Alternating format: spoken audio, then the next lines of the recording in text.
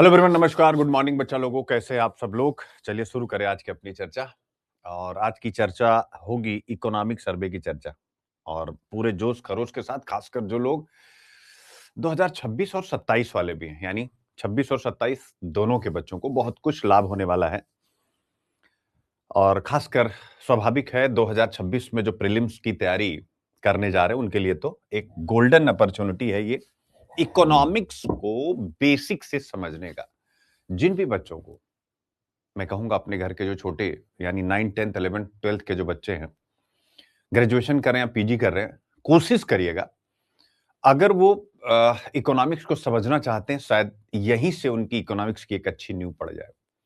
तो ये सेशन सबके लिए है और सबको आप लोग ये साझा कीजिए। साझा मतलब अपने जो भी फैमिली मेंबर्स हैं और जो भी बच्चे पढ़ रहे हैं आपके रिश्तेदारी नातेदारी में, मैं यूट्यूब की बात नहीं कर रहा हूं। रीजन ये है क्यों साझा करें, क्योंकि इकोनॉमिक सर्वे होता क्या है जो आपके सामने कल प्रस्तुत किया गया 2025-26। इकोनॉमिक सर्वे होता है किसी भी अर्थव्यवस्था, अब अगर हम इंडिया की बात करें, भारत की बात करें, उसकी वर्तमान स्थिति कैसी है, current scenario of Indian economics, वर्तमान दशा हमारी कैसी है।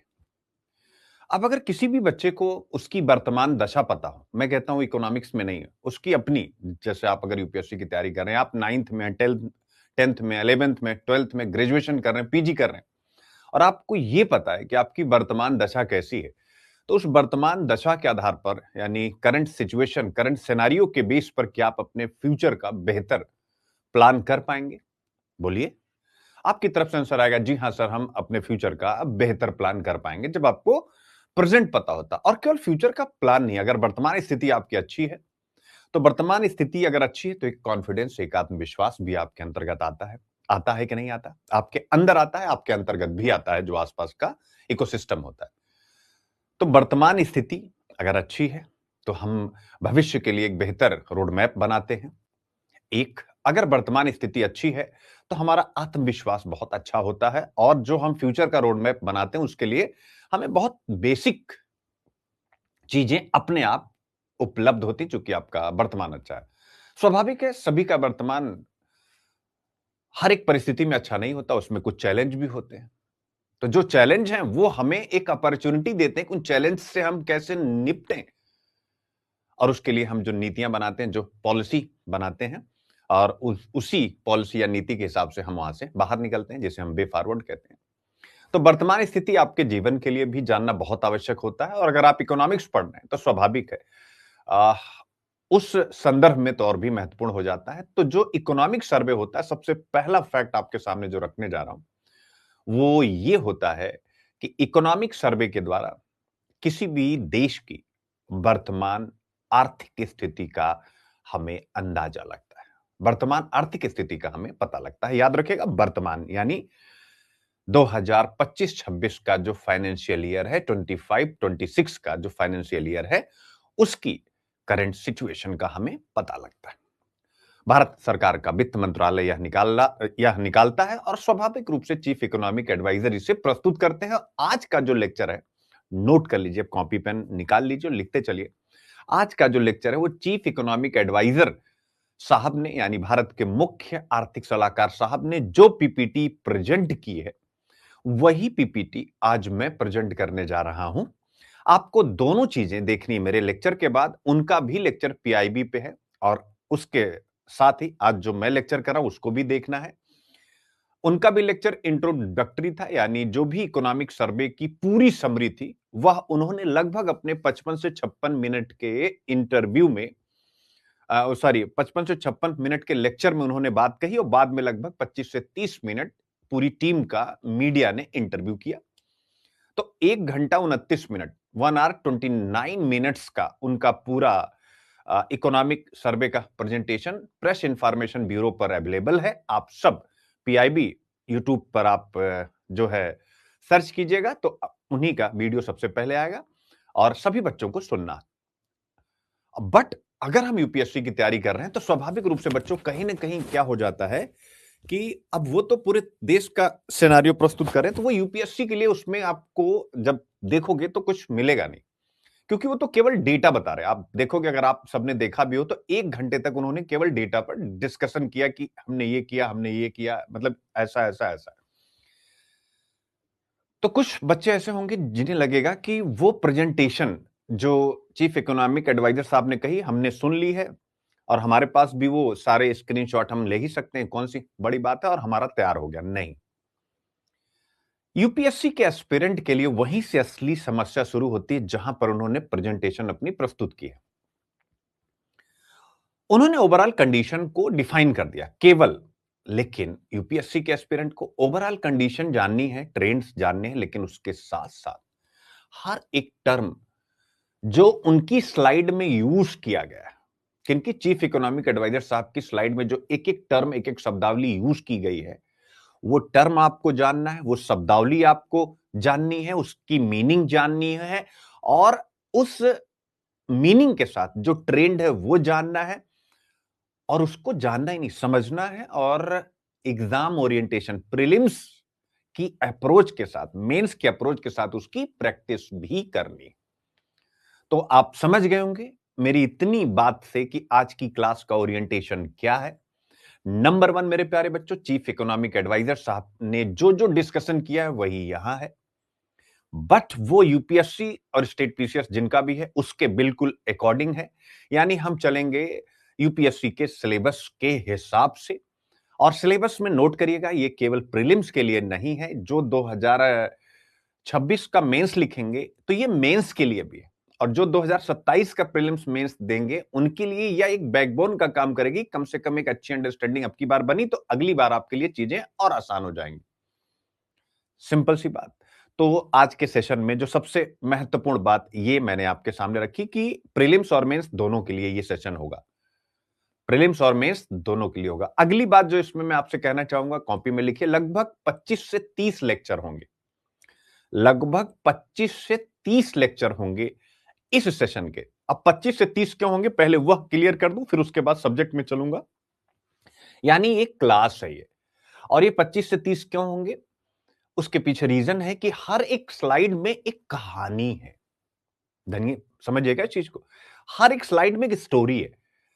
वो स्टोरी इंडिया की ग्रोथ स्टोरी है, वह स्टोरी इंडिया के डेवलपमेंट की स्टोरी है, वह स्टोरी इंडिया के एम्प्लॉयमेंट की स्टोरी है, वह स्टोरी इंडिया के इंक्लूसिविटी की स्टोरी है, वह स्टोरी जीडीपी ग्रोथ के सभी इंजन्स की है, वह स्टोरी फैक्टर ऑफ प्रोडक्शन की है, वह स्टोरी फैक्टर ऑफ इनकम की है, वह स्टोरी मैक्रो इकोनॉमिक स्टेबिलिटी के जितने इंडिकेटर्स होते हैं उनकी है, वह स्टोरी इन्फ्लेशन की है, वह स्टोरी आरबीआई और मॉनेटरी पॉलिसी की है, वह स्टोरी एग्रीकल्चर की, इंडस्ट्री की, सर्विसेज की है, वह स्टोरी इतनी ही नहीं मेरे बच्चों, वह story health and education system की है, वह स्टोरी सोशल मीडिया का जो मेंटल हेल्थ पर इश्यू आ रहा है उसकी है। बेटे पूरी स्लाइड्स हैं, चैप्टर्स हैं इस पे, सोशल मीडिया का इंपैक्ट। सोचिए जब इकोनॉमिक सर्वे दे रहा है तो अगली बार निबंध में क्या क्या कांड होने वाला है, चिंतन कीजिए आप। सोशल मीडिया का जो इंपैक्ट आपसे 2016 में यूपीएससी ने पूछा निबंध में, फिर 17, 18, 19 में भी पूछा कि social media is inherently a selfish medium, या साइबर स्पेस और इंटरनेट दीर्घ अवधि में, लॉन्ग टर्म में इस सिविलाइजेशन, इस सभ्यता के लिए बेन है, बून है, वरदान है, अभिशाप है मेरे बच्चों।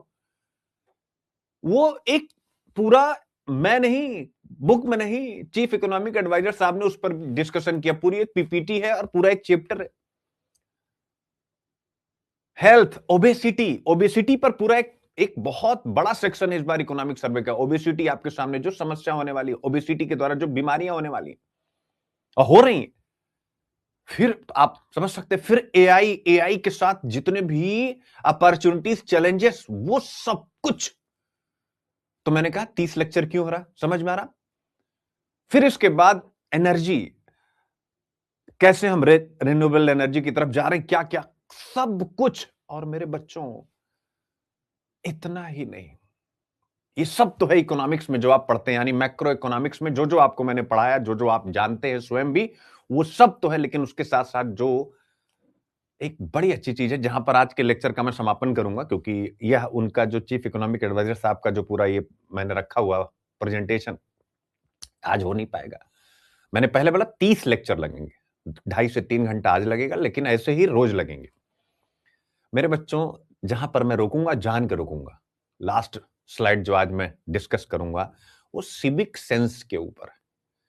पहली बार किसी भी देश की, मतलब जैसे मैं अगर इंडिया की बात करूं, इंडियन गवर्नमेंट के द्वारा ऑफिशियली प्रस्तुत सरकारी दस्तावेज, गवर्नमेंट डॉक्यूमेंट, जिसको हम इकोनॉमिक सर्वे कहते हैं, उसमें एक बहुत बड़ा पार्ट, एक बहुत बड़ा खंड सिविक सेंस पे रखा गया है, जिसकी हमारे देश में अत्यंत कमी है। सिविक सेंस मतलब भैया बगैर जनता को जागरूक हुए बिना, पॉइंट को पकड़िएगा, जनता को जागरूक किए बिना नहीं, वो तो सरकार कर रही है, कैसे कर रही है अलग बात।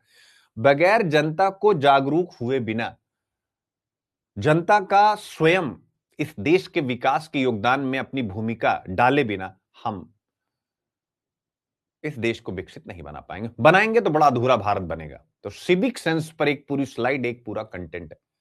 ये वही सिविक सेंस की बात हो रही है जिससे हम इंडियन पॉलिटी में, फंडामेंटल ड्यूटीज में, मौलिक कर्तव्यों में पढ़ते हैं। मौलिक कर्तव्य क्या है? फंडामेंटल ड्यूटीज, वो एक सिविक सेंस डेवलप करने की बात करते हैं कि हमारे नागरिक किस प्रकार से अपने देश के समृद्धि, सुरक्षा, संरक्षण में अपना योगदान दें। क्या यही है कि नहीं फंडामेंटल ड्यूटी के कोर प्रिंसिपल? और यही बात यहां कही गई है, बिना फंडामेंटल ड्यूटी का नाम लिए हुए सिविक सेंस, यानी नागरिकों को अब समझना होगा कि क्या बेहतर है, क्या बेहतर नहीं है। तो ये पूरा एक विहंगम परिदृश्य है जिस पर हम लोग बातचीत करेंगे, इसलिए 30 लेक्चर में होगा। लेकिन एक बार मैं थोड़ा चैप्टर्स पर आपको गो थ्रू कराऊंगा, फिर उसके बाद आगे बढ़ूं तो शायद चीजें और बेहतर ढंग से आप समझ पाएंगे।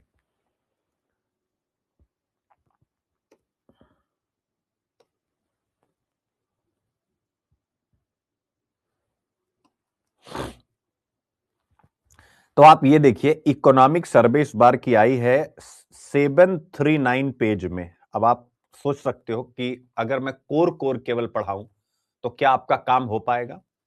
यानी 739 पेज का ये पूरा का पूरा बुकलेट है, जरा ध्यान से देखिएगा। और इसमें जो आज का सेशन है, यानी टुडे सेशन, आज के सेशन में केवल इन 739 पेज का एक आउटलुक है, ओवरलुक है, जो इन 739 पेज को समझने के लिए बेसिक है। यानी जिसने ये क्लास छोड़ी उसका आगे का सब डूबा, उसका सब आगे का गया। इकोनॉमिक सर्वे का ये वाला पार्ट बच्चों। अब आप देखिए क्या क्या इसमें है। चैप्टर 1 ऑब्वियस है, हमेशा स्टेट ऑफ द इकोनॉमी। ठीक है, पहला चैप्टर क्या हो गया? चैप्टर, पेज नंबर और नेम ऑफ द चैप्टर। पहले इसको आप देखिए। तो स्टेट ऑफ द इकोनॉमी अमूमन आज जो चीफ इकोनॉमिक एडवाइजर साहब ने कल डिस्कशन किया वो भी इसी चैप्टर के इर्द गिर्द घूमता है, क्योंकि पहला चैप्टर क्या होता है बेटा? सारांश, पूरे इकोनॉमिक सर्वे की समरी होती है ये।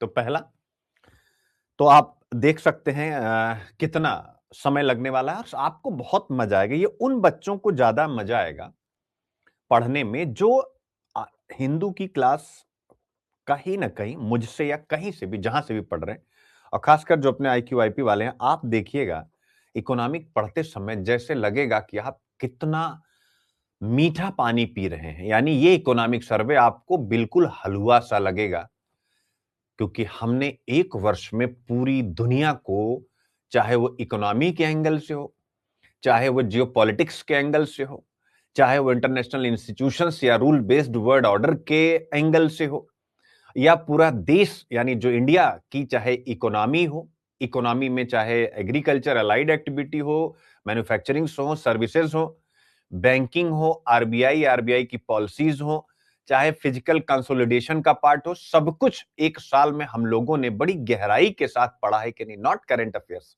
यानी हर एक मुद्दे गहराई के साथ पढ़े हैं कि नहीं? तो यहां पर आपको बहुत बड़ा एडवांटेज मिलने वाला है। ये आपको मिलेगा, यानी आपको बहुत इजीली चीजें समझ में आ जाएगी, क्योंकि आप दुनिया समझ रहे हैं, वही दुनिया जो वर्तमान की दुनिया आपने पढ़ी वही यहां पर इकोनॉमिक सर्वे में है। दूसरा चैप्टर आएगा मेरे बच्चों, आप देख सकते हैं, यानी हम पढ़ेंगे फिजिकल डेवलपमेंट्स यानी राजकोषीय विकास। वही जो आप पढ़ते हैं, प्राइमरी डेफिसिट, फिजिकल डेफिसिट, ये सारी चीजें ये आप देख सकते हैं। अब इसको नोट भी करते चलिएगा। पहला तो मान लीजिए इंट्रोडक्शन हो गया। यहां पर जितनी भी टर्मिनोलॉजी आएंगी वो सारी टर्मिनोलॉजी हमें निकालनी है। तो पहला चैप्टर लिख लीजिएगा, क्यों इंपॉर्टेंट होता है, टर्मिनोलॉजी प्लस ट्रेंड। लिख लीजिए, पहले चैप्टर की इंपॉर्टेंस है टर्मिनोलॉजी प्लस ट्रेंड। ठीक है, लिख लीजिए, सभी बच्चे लिखते चलेंगे बिल्कुल इसको। टर्मिनोलॉजी प्लस ट्रेंड पहला हो गया। अब ये दोनों चीजें हर जगह रहेंगी, लेकिन पहला केवल इन्हीं दो चीज के लिए होता है, टर्म और ट्रेंड, यानी जो भी है उनका ट्रेंड क्या है पहले से, क्योंकि वो एक प्रकार का आउटलुक है इकोनॉमी का। ठीक है, फिजिकल डेवलपमेंट, अब देखिए यहीं से आपका बेसिक इकोनॉमिक्स लिख लीजिएगा, बेसिक इकोनॉमिक्स यहीं से जुड़ना शुरू हो जाएगा, बेसिक इकोनॉमिक्स। ठीक है, बेसिक इकोनॉमिक्स आपका जुड़ना स्टार्ट हो गया। यानी जो हमारा एक फेवरेट चैप्टर है, जिसके लिए मैंने कहा टॉप 50 चैप्टर भी, तो पहला चैप्टर हो गया फिजिकल सिस्टम इंडिया का, जिसे हम कहते हैं राजकोषीय व्यवस्था। कहते हैं ना बेटा, तो भारत ये बेसिक प्लस इकोनॉमिक सर्वे का करंट, तो यहां से स्टार्ट हुआ, यानी हमारा एक फेवरेट चैप्टर, जहां से दो क्वेश्चन तो आउट है, लिख लीजिएगा, दो क्वेश्चन तो आउट हैं, कभी कभी तीन और कभी कभी चार भी पूछे गए, लिख लीजिएगा। इससे आपको ना एक इंटरेस्ट पैदा होगा हर एक चैप्टर में। पहले मैं विषय में प्रवेश करा दूं, उसके बाद फिर डिटेल, मैंने पहले बोला कम से कम 30 क्लास होगी, ये बेसिक और एडवांस क्लास दोनों है इकोनॉमिक्स की। जिनको इकोनॉमिक्स कुछ भी नहीं आता वो भी यहां से बहुत कुछ क्या, लगभग 20 से 22-25 क्वेश्चन जो भी होगा सब वो समझ पाने में कामयाब हो जाएंगे। ठीक है, फिर इसके बाद आता है अगला चैप्टर, मॉनेटरी मैनेजमेंट। अब बताने की आवश्यकता नहीं है, ठीक है ना। मॉनेटरी मैनेजमेंट, तो ये आपका हो गया फाइनेंशियल सिस्टम, यानी ये भी बेसिक इकोनॉमिक्स हो गया, लिख लीजिएगा, प्लस करंट यानी इकोनॉमिक सर्वे। और ये पूरा आपका फाइनेंशियल सिस्टम, जो हम लोगों का दूसरा फेवरेट चैप्टर होता है, पहला फेवरेट हो गया, दूसरा हो गया वित्तीय तंत्र, जिसमें हम क्या पढ़ते हैं बेटा, वित्तीय तंत्र में banking and non banking financial institutions पढ़ते हैं ना, पढ़ाया गया है ना।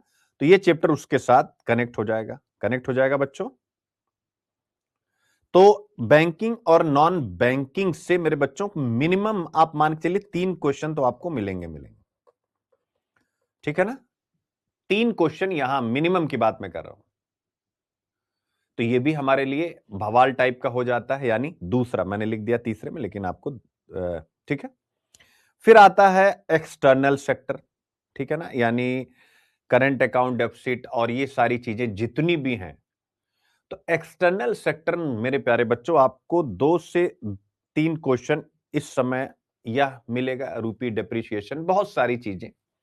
तो 2 से 3 क्वेश्चन यहां पे लिखिएगा, और ये भी वही, अब यहां से सब बेसिक और करंट इकोनॉमिक्स एक साथ कनेक्ट होते जा रहे हैं। बेसिक का मतलब मैं कोई भी टॉपिक पढ़ाऊंगा, जैसे एक्सटर्नल सेक्टर का इकोनॉमिक सर्वे, तो एक्सटर्नल सेक्टर में मैं पहले बताऊंगा ये भाई होता क्या है, क्या क्या चीजें यहां होती है, एक अम्ब्रेला, कि भाई अगर हम देख रहे हैं तो चालू खाते का घाटा क्या होता है, पूंजी खाते का घाटा, वो सारी चीजें समझा के फिर उसके बाद, यानी बेसिक क्लियर करके और फिर उसके बाद हम इसमें घुसेंगे। ठीक है, तो आपका ये हो गया। फिर इन्फ्लेशन, 2 क्वेश्चन एकदम से लिख लीजिए, फिक्स होता है, यानी मुद्रास्फीति, ये भी बेसिक और उसके साथ साथ जो है एडवांस। ठीक है बेटा, तो ये हो गया आपका 2 इन्फ्लेशन से हो गया। फिर ऑब्वियस है एग्रीकल्चर से स्कीम्स एंड सो ऑन, अच्छे खासे क्वेश्चन पूछते हैं। 2 से 3 क्वेश्चन आप एग्रीकल्चर लीजिए, क्यों, क्योंकि इस बार फिर से कहा गया है, गजब बात है भाई, बड़ा मुझे कभी कभी, लिख लीजिएगा बच्चों 2 से 3 क्वेश्चन, ठीक है। और इसमें सब स्कीम्स वगैरह अपने आप आ जाएंगी, ये अपडेटेड है, इसमें हम बेसिक क्या जोड़ेंगे, यानी क्या जोड़ेंगे वो लिख लीजिएगा। जोड़ेंगे यानी जो ज्योग्राफी वाला इसका पार्ट होता है, जिन फसलों का जिक्र होगा उनकी ज्योग्राफिकल कंडीशन, क्लाइमेटिक कंडीशन, उनमें सॉइल, वो सब मैं बताऊंगा, उसको आप स्वयं करेंगे या उसमें आदित्य सर आपकी मदद करेंगे। ठीक है। हाँ हाँ, बिल्कुल बिल्कुल। श्लोक कह रहे हैं कि जो सीसीपी इकोनॉमिक्स में उन्हें भी मिलेगा। हाँ बिल्कुल मिलेगा, जो इकोनॉमिक्स के सेशन में इनरोल है उनको मिलेगा, कोई इसमें सोचने वाली बात नहीं। फाउंडेशन बैच के बच्चों को मिलेगा, जो सीसीपी में है उनको मिलेगा, जो न्यू बच्चे आएंगे उनसे कुछ एक नॉमिनल फीस है, शायद वो 1999 रुपए है, ऐसा कुछ है, तो वो ले सकते हैं। और ये बहुत वर्थ इट होगा। उसके पीछे रीजन ये है कि मैं भी चाहता हूं कि सीरियस बच्चे रहें, क्योंकि जो फीस थोड़ा बहुत पे करके आते हैं उनका थोड़ा अटेंशन ज्यादा बनता है, फ्री की चीजों पर थोड़ा सा अटेंशन कम बनता है, आपको भी अच्छे से पता है। और इसमें टेस्ट भी शामिल है, यानी जैसे जो मान लीजिए आज मैं जो पढ़ाऊंगा तो कल उस पर टेस्ट लूंगा सबसे पहले, परसों जो पढ़ाऊंगा नरसों उस पर टेस्ट होगा। ये मेरा केवल एक कोर्स नहीं है, यानी ये इकोनॉमिक सर्वे, ये मेरी, समझिए आपसे ज्यादा प्रेशर मेरे ऊपर है कि मुझे यहां से जो भी क्वेश्चन इकोनॉमिक्स में वहां आपको देखने को मिले सब मुझे यहां दिखाना है, जिससे आप ये कह पाए कि इकोनॉमिक्स में मेरे सर जैसा कोई नहीं। लेकिन ये मुंह से नहीं, जब आप रिजल्ट में कन्वर्ट करें कि हाँ भाई 22 क्वेश्चन आया था, सर ने जो पढ़ाया था लगभग मैंने सब सही कर दिया, कोई गलत नहीं है, जो आ नहीं रहे थे उसको मैंने छोड़ दिया, रिस्क नहीं लिया। मान लो कोई ऐसा फैक्ट आ गया जो मेरे भी आंखों से निकल गया, तो आप क्या करेंगे, उसको छोड़ देंगे। ठीक है। तो एग्रीकल्चर एंड फूड मैनेजमेंट, आप देखिए 2 से 3 क्वेश्चन यहां लिखेगा। और सर्विस सेक्टर इकोनॉमी का देख सकते हैं आप बच्चों, यानी तीनों सेक्टर हो गए। सर्विस सेक्टर से भी 1 से 2 क्वेश्चन जो न्यू डेवलपमेंट हो रहे हैं आप उनको लिखेंगे। सेम इसमें भी गवर्नमेंट की स्कीम्स वगैरह बेसिक आएगा। फिर आता है हमारा 8वां चैप्टर इंडस्ट्रियल, यहां से भी 2 से 3 क्वेश्चन आप रखिएगा। ठीक है ना। स्कीम्स, पीएलआई, डीएलआई, बहुत सारी चीजें हैं जिन पर हम लोग बातचीत करेंगे। फिर इसके बाद इन्वेस्टमेंट, इन सब विषयों पर बातचीत करेंगे।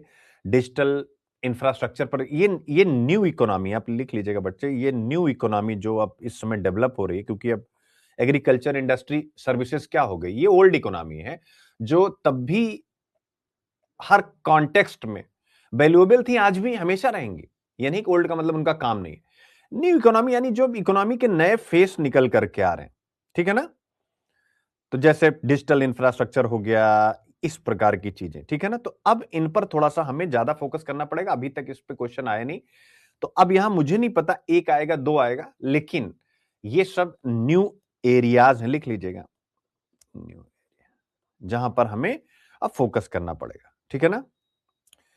फिर इसके बाद आता है 10वां चैप्टर, ऑब्वियस है एनवायरमेंट है, तो एनवायरमेंट पे कम से कम 2 से 4 क्वेश्चन तो आप रख ही लीजिए। ठीक है। अडॉप्टेशन, मिटिगेशन, क्लाइमेट फाइनेंस, जो भी आपने एनवायरमेंट पढ़ा सब यहां आएगा, सारी टर्मिनोलॉजी आएगी, जो भी फेमस है एक साल में, जो कुछ भी भारत का इनिशिएटिव सब इसमें आएगा। मैं 2 से 4 लिखा हूं, आप 4 पक्का मान के चलिएगा, यानी इन्वायरमेंट को भी यहां से पुश मिलने वाला है। ठीक है ना। फिर उसके बाद एजुकेशन एंड हेल्थ स्कीम्स आपसे पूछता ही पूछता है, तो हमें लगता है ये करंट है, नहीं भैया। एजुकेशन और हेल्थ पर जो भी क्वेश्चन आएगा, ऑब्वियस है, कोई एजुकेशन की स्कीम, कोई हेल्थ की स्कीम, तो 2 क्वेश्चन आप यहां से मान करके चलिए मिनिमम। एम्प्लॉयमेंट, स्किल डेवलपमेंट, ये भी अब बेसिक इकोनॉमिक्स का हिस्सा है, लेकिन बच्चों आज इसी पर सबसे ज्यादा चर्चा, इसलिए न्यू इकोनॉमिक्स, और यहां से भी एटलीस्ट स्कीम्स वगैरह को लेकर के 2 क्वेश्चन हम प्राप्त कर सकते हैं। ठीक है बच्चे। फिर रूरल डेवलपमेंट चैप्टर नंबर 13, और सारी स्कीमें हैं, तो रूरल स्कीम्स पूछी जाती हैं, 2 क्वेश्चन आप यहां से ले सकते हैं। ठीक है। अप्रोक्स में एक आइडिया दे रहा हूं। और evaluation of the AI ecosystem, ओहो भैया अब इस पे कितना पूछेगा मुझे कुछ नहीं पता, लेकिन ये न्यू इकोनॉमी है बच्चों। क्या है ये, न्यू इकोनॉमी है, तो आपको 2 क्वेश्चन आप यहां से लेकर के चलिए। न्यू इकोनॉमी, एआई, अर्बनाइजेशन स्वाभाविक है, इसकी स्कीम्स वगैरह, तो 1 क्वेश्चन हम यहां से ले सकते हैं। और अर्बनाइजेशन सोचिए, जीएस पेपर 1 सोसाइटी का है मेंस में, आप कहेंगे सर अर्बनाइजेशन यहां क्यों, क्या आपके मन में आ सकता है? चलो एक बार आप में से बताओ कि अर्बनाइजेशन यहां क्यों, तो आपके मन में आएगा हाँ यार यहां क्यों, वही जो आप लोगों को बहुत बार पढ़ाया गया। चलो, इंडिया की जीडीपी अगर 100 रुपए की है तो उसमें शहरों का योगदान कितने परसेंट है? जैसे ही आप उस प्रश्न का उत्तर दे देंगे, कमेंट में करिए, वैसे ही ये चैप्टर आपको समझ में आ जाएगा। तो ऑब्वियस एक क्वेश्चन यहां से रख लेते हैं, स्कीम्स वो भी मेरे प्यारे बच्चों। फिर चैप्टर नंबर 16 जिसके 2 पार्ट बनाए गए हैं, ठीक है, यानी जो आत्मनिर्भर भारत वाला पूरा कॉन्सेप्ट है, स्वदेशी स्कीम्स। तो ऑब्वियस है, स्कीम है तो 1 से 2 क्वेश्चन हम यहां से भी रख सकते हैं। इसमें सारी स्कीम है जो आत्मनिर्भर भारत के लिए हमने जो कुछ भी शुरू किया है, जो कुछ भी, ठीक है ना, यानी भारत सरकार की सभी पॉलिसीज। अभी तो मैं मेन चैप्टर की बात कर रहा हूं, जब इसके ये सब पार्ट्स पर बात करूंगा तो और भी चीजें क्लियर होंगी। अभी हम केवल क्वेश्चन के हिसाब से कि यहां से हमें क्या क्या मिलने वाला है। हाँ, तो आप लोग कह रहे हैं 65%, तो ऑब्वियस है, इसलिए ये चैप्टर यहां रखा गया। समझ में आ गया? कभी कभी कोई चीज समझ में ना आए ना तो सोचने की कला डेवलप करो कि urbanisation, making India cities work for its citizen. तो शहरों पर इसलिए बात की गई है और जीएस पेपर 1 सोसाइटी इसमें आ ही जाएगा। ठीक है बच्चों, तो ये हो गया आपका। फिर इसके बाद आता है, ये देखिए, role of the state, the private sector and the citizen, जो मेरा सबसे फेवरेट था।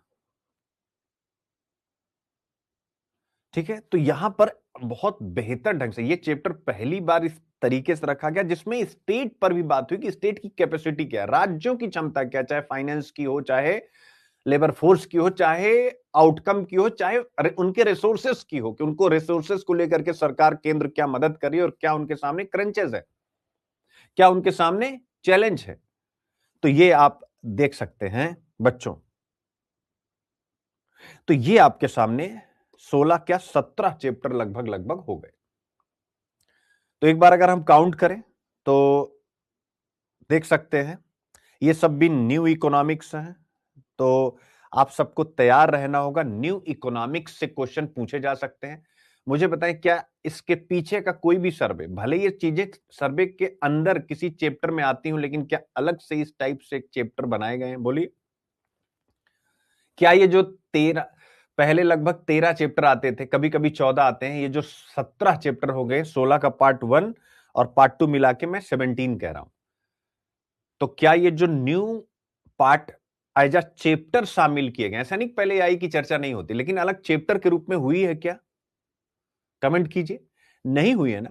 तो ये जो न्यू इकोनॉमिक्स जहां भी मैं लिख रहा हूं, इस पर अभी तक प्रीलिम्स में क्वेश्चन नहीं पूछे गए। तो हमारा सबसे फर्टाइल लैंड यही है, जहां जहां मैं न्यू इकोनॉमिक्स लिख रहा हूं, जिसमें हमको और आपको स्मार्टली काम करके और दूसरों से इस कंपटीशन में ज्यादा मार्क्स उठा लेना है। सही रहेगा? हाँ, तो ये अपनी स्ट्रेटजी है। तो अगर आप काउंट करते हैं कुल कितने क्वेश्चन हो गए लगभग लगभग जो मैंने आपके सामने रखे हैं। पहला, यानी ट्रेंड पूछता ही पूछता है, 2 क्वेश्चन यहां भी आप लगाइए। और ये सब एक दूसरे से जुड़े हैं, ये नहीं कि 2 यहीं से पूछ लेगा। ये भी याद रखिएगा कि ट्रेंड में कोई ट्रेंड 5वें चैप्टर, जो पहला चैप्टर तो सबका है ना भाई, सभी चैप्टर्स का पहला चैप्टर है। तो इसलिए जो मैं कहूं तो एक और सब चीजें एक दूसरे से कनेक्ट हो सकता है। एक इन्फ्लेशन का पॉइंट पूछे, एक बैंकिंग का पॉइंट पूछ ले, और एक कोई और, कौन सही है तीनों में से, 1 और 2, 1 2 3। तो ये सब एक दूसरे से कनेक्ट भी है, ये नहीं कि ट्रेडिशनल नहीं चलना है। तो जैसे मैंने कहा, पहले से अगर हम 2 क्वेश्चन ले लेते हैं, फिजिकल वाले से हम 2 से 3 क्वेश्चन ले लेते हैं, यानी मैं चलो 4 कह रहा था, 3 ले लेते हैं, 5 हो गया। मॉनेटरी से भी हम जो है 3 क्वेश्चन लेते हैं, 5 3 8। इन्फ्लेशन से लेते हैं 2 10। एक्सटर्नल से लेते हैं 2 12। ठीक है ना? आप देखिए, और उसमें 1 2 कम कर लेंगे, कोई दिक्कत नहीं, 12। फिर उसके बाद अगर हम एग्रीकल्चर से लेके 2 3, तो 2 ले लेते हैं, 14। फिर इसके बाद 1 2 मैंने सर्विसेज से लिखा, 1 हो गया, 15। इंडस्ट्री से मैंने 2 लिखा, 17। ठीक है, ये न्यू इकोनॉमिक्स इन्वायरमेंट से मैंने लिखा है, तो ये तो इन्वायरमेंट वाले में भी जाएगा, इकोनॉमिक्स का पार्ट नहीं, लेकिन फिर भी आ रहा है, तो आप 22 से 4 क्वेश्चन एक्स्ट्रा रखिएगा, 26, क्योंकि ये इन्वायरमेंट का है। तो मैं भूल गया कितना क्वेश्चन हुआ था बेटा, 17 हुआ था शायद। तो न्यू इकोनॉमिक्स न्यू एरा से अगर हम ले लेते हैं 17-19 एनर्जी वाला सेगमेंट है, क्लाइमेट से ले लेते हैं 23 हो गया, 4 मैं ले रहा हूं कम से कम। हेल्थ एजुकेशन से 2 हो गया, 25 हो गया। एम्प्लॉयमेंट से और इन सबसे मैं एक ही ले रहा हूं, 26 हो गया। रूरल डेवलपमेंट से अगर मैं एक ले लूं स्कीम, 27 हो गया। फिर इसके बाद एक और स्कीम अगले जो है एआई से ले लूं, 28 हो गया। अर्बनाइजेशन से ले लूं, 29 हो गया। अर्बनाइजेशन ज्योग्राफी का पार्ट है, याद रखिएगा। वैसे आप जो लोग काउंट करते हैं, 29 हो गया। स्वदेशी वगैरह 1-2 आ गया, यानी एक ले लेते हैं, 30 हो गया। और उसके बाद ये जो न्यू इकोनॉमी में एक और है, एक ले लेते हैं। तो कुल मिला के 30 से 32 क्वेश्चन हम यहां पर पढ़ने जा रहे हैं। तो आप कहेंगे सर आता तो 20 से 22 क्वेश्चन इकोनॉमिक का, ये 32 कैसे हो गया? तो ये 32 कैसे हो गया, समझ में आ गया ना कि कुछ चीजें जो हम ज्योग्राफी एनवायरमेंट में जोड़ रहे हैं, जो ज्योग्राफी में कहते हैं ये तो अर्बनाइजेशन पे आया हुआ है, तो वो भी यहां पर मौजूद है, इसलिए बढ़ गया। यानी 4 क्वेश्चन सीधा सीधा एनवायरनमेंट वाला जो आएगा, एनवायरनमेंट पर जो भी आएगा बेटा, जो यहां पर, तो क्या कोई भी टीचर या कोई भी बच्चा उसको इकोनॉमिक्स का पार्ट कहेगा? बोलिए जरा।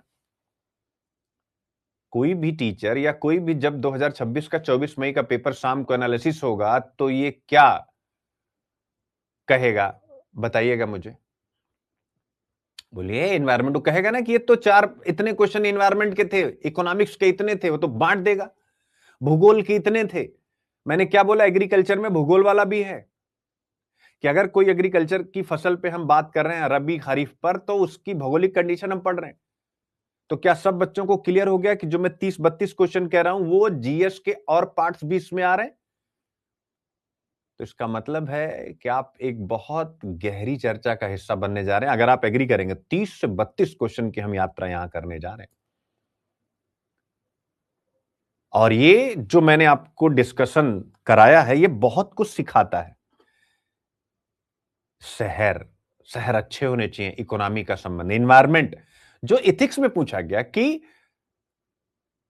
जो प्रश्न पूछा गया इथिक्स में आपसे बच्चों की, ऐसी फिजिबल स्ट्रेटजी बताइए, ऐसी साध्य रणनीति बताइए जो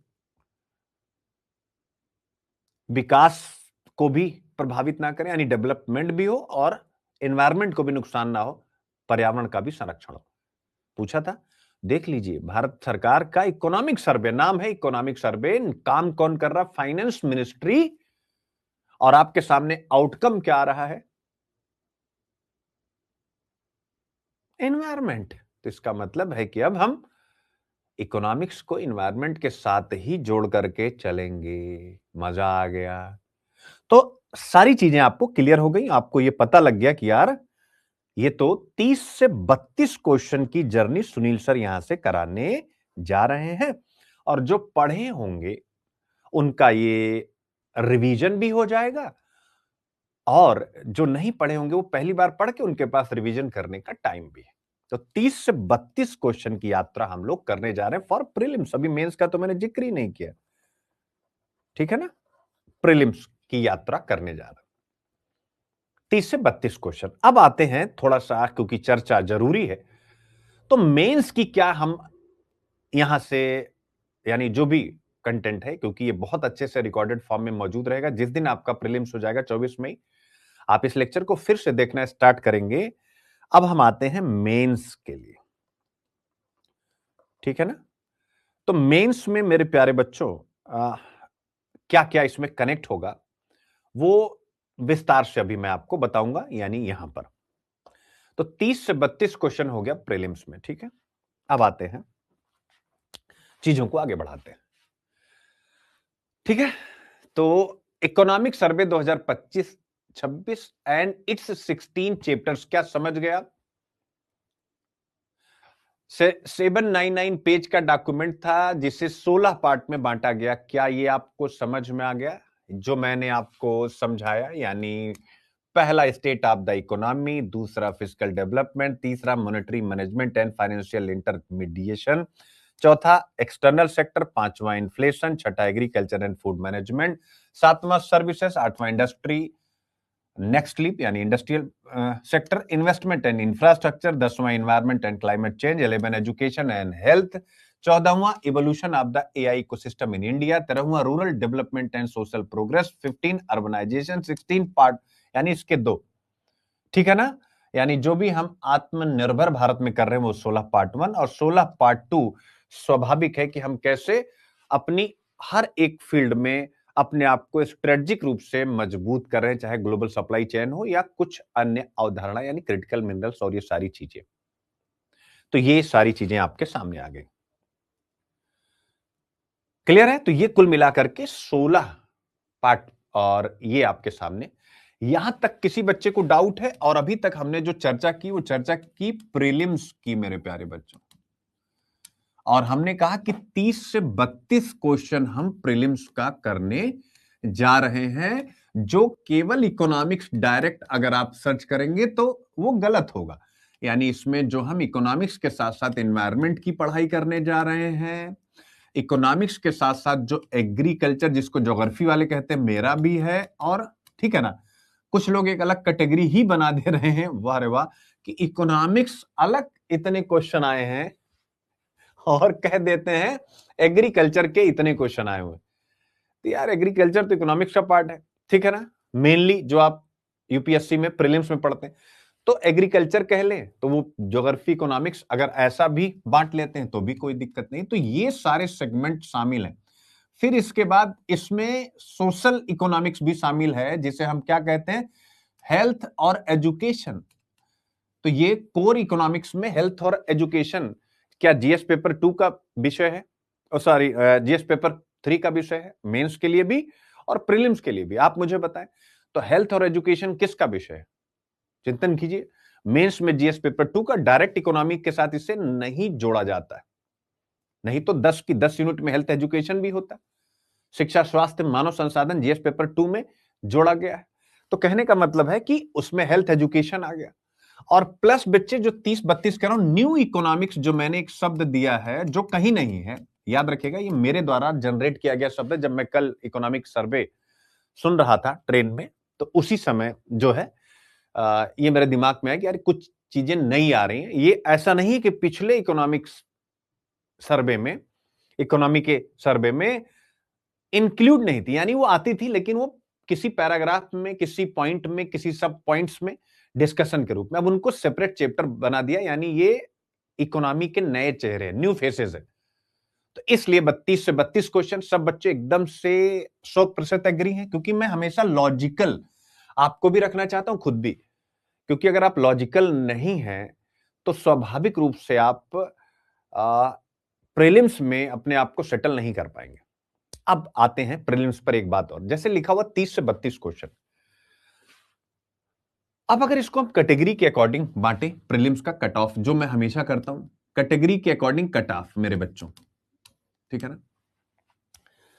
तो अब आप सोचिए कि जो बच्चे एससी एसटी कैटेगरी से है, पढ़ाई करते समय ये चीजें बिल्कुल नहीं होनी चाहिए, लेकिन ये कॉम्पिटिटिव एग्जाम इसलिए हो रही है। याद रखिएगा, अभी यूजीसी वाला विवाद चल रहा है, और मैं हमेशा से एक ही फेवर में रहता हूं कि एक अध्यापक की सबसे बड़ी जिम्मेदारी है कि वो एजुकेशन का एनवायरनमेंट ऐसा बनाए कि जहां पर जाति के आधार पर बच्चों को किसी पैरामीटर पर ना रखा जाए।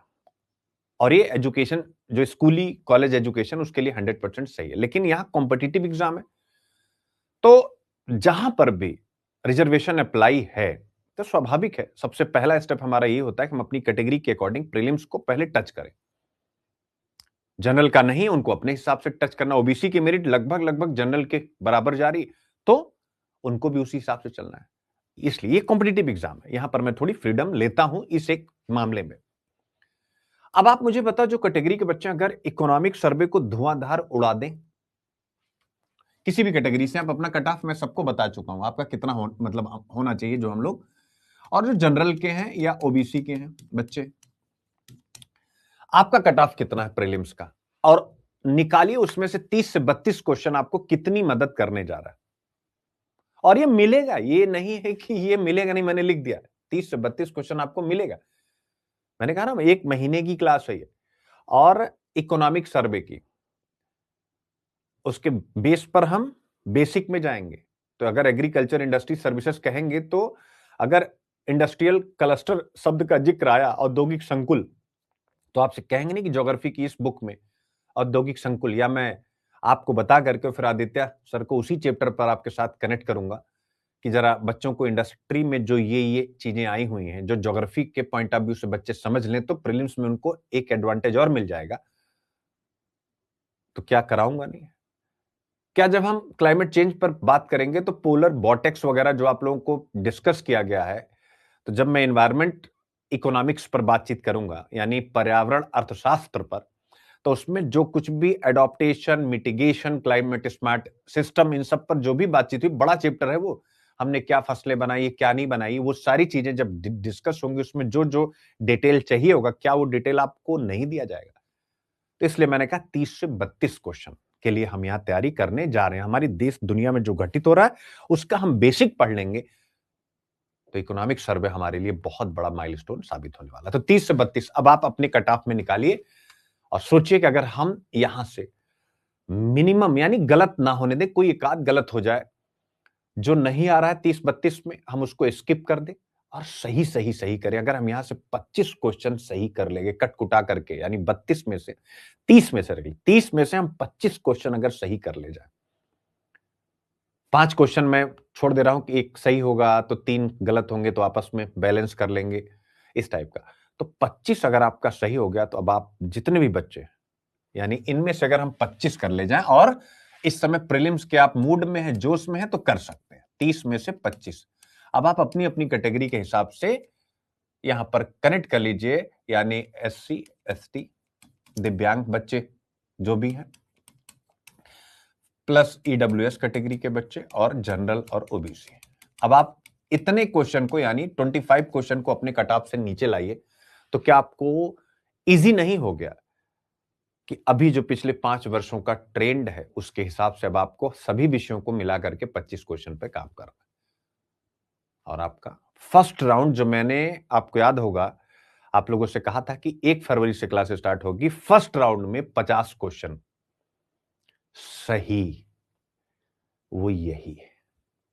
अब चूंकि इकोनॉमिक सर्वे मुझे उम्मीद थी 31 को आएगा, आ गया है 27 को, तो अब 1 फरवरी के बजाय क्लास अभी से स्टार्ट है। वो जो फर्स्ट राउंड में 50 क्वेश्चन की स्ट्रेटजी वाली बातचीत मैंने की थी, तो आज मैं उसको इकोनॉमिक सर्वे के साथ डिस्कस कर रहा हूं। अगले दिन, यानी कल की क्लास में, सबसे पहले उसको डिस्कस करके फिर इकोनॉमिक सर्वे में आ जाऊंगा। आई होप आप समझ गए। तो ये आपके सामने आ गया, ये हो गया बेटा प्रीलिम्स का। ठीक है, तो ये अब आप लोग क्या चाहते हैं कि क्या मैं प्रीलिम्स पर ही फोकस रहूं, या इसी समय मेंस भी क्लियर करता चलूं? चूंकि बहुत कुछ एक्स्ट्रा तो करना नहीं होता मेंस में, आप सब जानते ही जानते हैं। मेंस मेरे लिए तो एकदम ऐसा है कि जैसे चाहूं वैसे समेट पाता हूं, मां सरस्वती की अनुकंपा से। तो मेंस भी साथ साथ लेके चलूं, या केवल प्रीलिम्स पर रहूं, जरा बताएंगे। लेकिन अगर मेरी जानकारी के हिसाब से मेंस के साथ चलने का जो सबसे बड़ा फायदा होता है वो ये होता है कि आपके कॉन्सेप्ट थोड़े और पुरजोर तरीके से तैयार होते हैं, क्योंकि कहीं ना कहीं प्रीलिम्स एक इंफॉर्मेटिव स्टडी होती है जिसमें हम खूब सारा पढ़ते हैं, सारी इंफॉर्मेशन हमें चाहिए, और डेप्थ थोड़ी कम हो तो भी चलेगी, लेकिन मेंस में डेप्थ बहुत अधिक चाहिए। अच्छा, दोनों प्रकार के विचार आए, कुछ बच्चे करें प्रीलिम्स, कुछ बच्चे करें मेंस, ठीक, दोनों लेके चलेंगे। जो प्रीलिम्स पे कह रहे हैं बेचारे, उनकी भी गलती नहीं, उसके पीछे रीजन है कि प्रीलिम्स में इतना फेल्योर देख लिया गया है कि उनको लगता है कि यार यही ठीक है, दोनों लेके चलेंगे तभी आप प्रीलिम्स गारंटीड पास कर पाएंगे बगैर कॉन्सेप्ट के। कैसे? अगर मैं आपको कॉन्सेप्ट पे नहीं लेके जाऊंगा, तो कहीं ना कहीं मतलब डीप कॉन्सेप्ट पर, तो कहीं ना कहीं जब आप ऐसे क्वेश्चन आएंगे, आपको लगता है वो पूछेगा यहीं से, लेकिन चीजें चेंज कर देता है। इतना आसान नहीं यूपीएससी को पकड़ना, और वही मैं आपको पकड़वाना चाह रहा हूं। तो जो जब वो शब्द चेंज कर देता है, सेंटेंस को बनाता है, लेकिन जो लैंग्वेज हम पढ़ के गए उसके अकॉर्डिंग प्रीलिम्स के सेंटेंसेस नहीं होते, तो जब उसके अकॉर्डिंग प्रीलिम्स के सेंटेंसेस नहीं होते हैं, तो रिजल्ट क्या होगा? आप गड़बड़ा जाते हैं, अरे यार ये क्या पूछ लिया। तो जिसका कॉन्सेप्ट क्लियर होता है तो वो दूसरों के सेंटेंसेस को भी IQIP कर लेता है। तो आपको यही सीखना है कि कैसे यूपीएससी के जो एग्जामिनर हैं, जो प्रीलिम्स में क्वेश्चन में जो जो सेंटेंस डालते हैं, उस सेंटेंस को वो मॉडिफाई कर देते हैं हमारी किताबों से, हमारे इकोनॉमिक सर्वे से।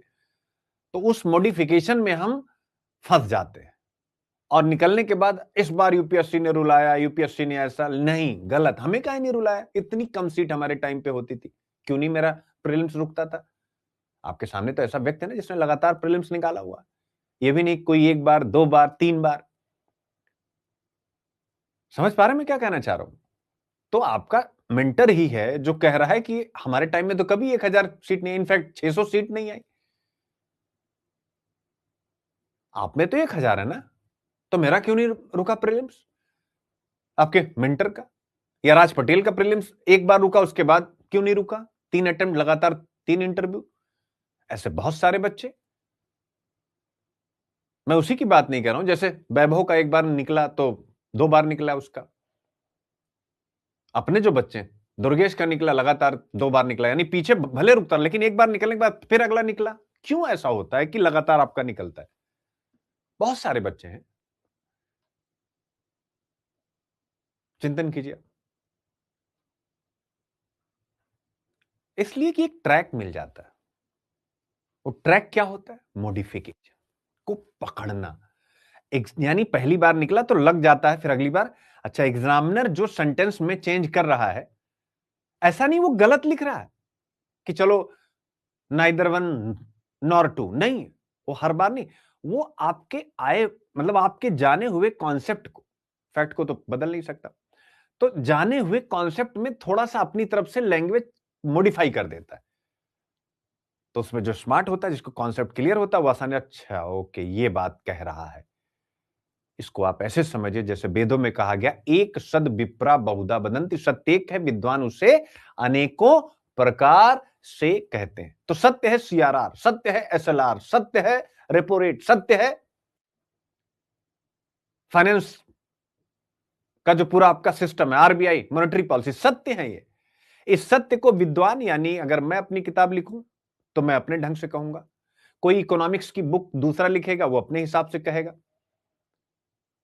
एकेडमिक्स में इस इकोनॉमिक सर्वे को किस एंगल से देखा जाएगा और यूपीएससी इसको किस एंगल से देखेगा, झारखंड पीसीएस वाला किस एंगल से देखेगा, बिहार पीसीएस का एग्जामिनर किस एंगल से देखेगा, यूपीएससी का जो एग्जामिनर है प्रीलिम्स का क्वेश्चन सेट करने वाला वो किस एंगल से देखेगा।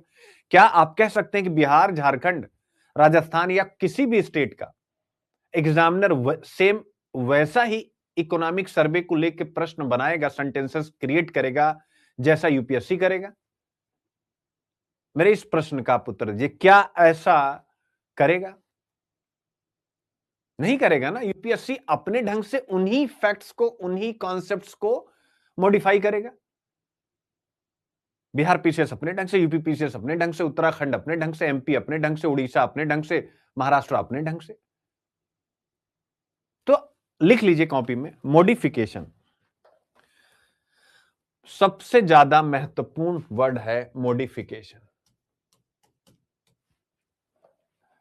और मॉडिफिकेशन तभी समझेंगे जब आप इन डेप्थ में सब कुछ कर चुके, इन डेप्थ सब कुछ कर चुके हो। लिख लीजिएगा, प्रीलिम्स उसी का निकलेगा। तो एक चीज ये आपके सामने मुझे रखनी थी, क्योंकि विषय में हम प्रवेश कर रहे हैं, ये बातें करना इसलिए आवश्यक है जिससे आप चीजों को बहुत बेहतर ढंग से समझ सके।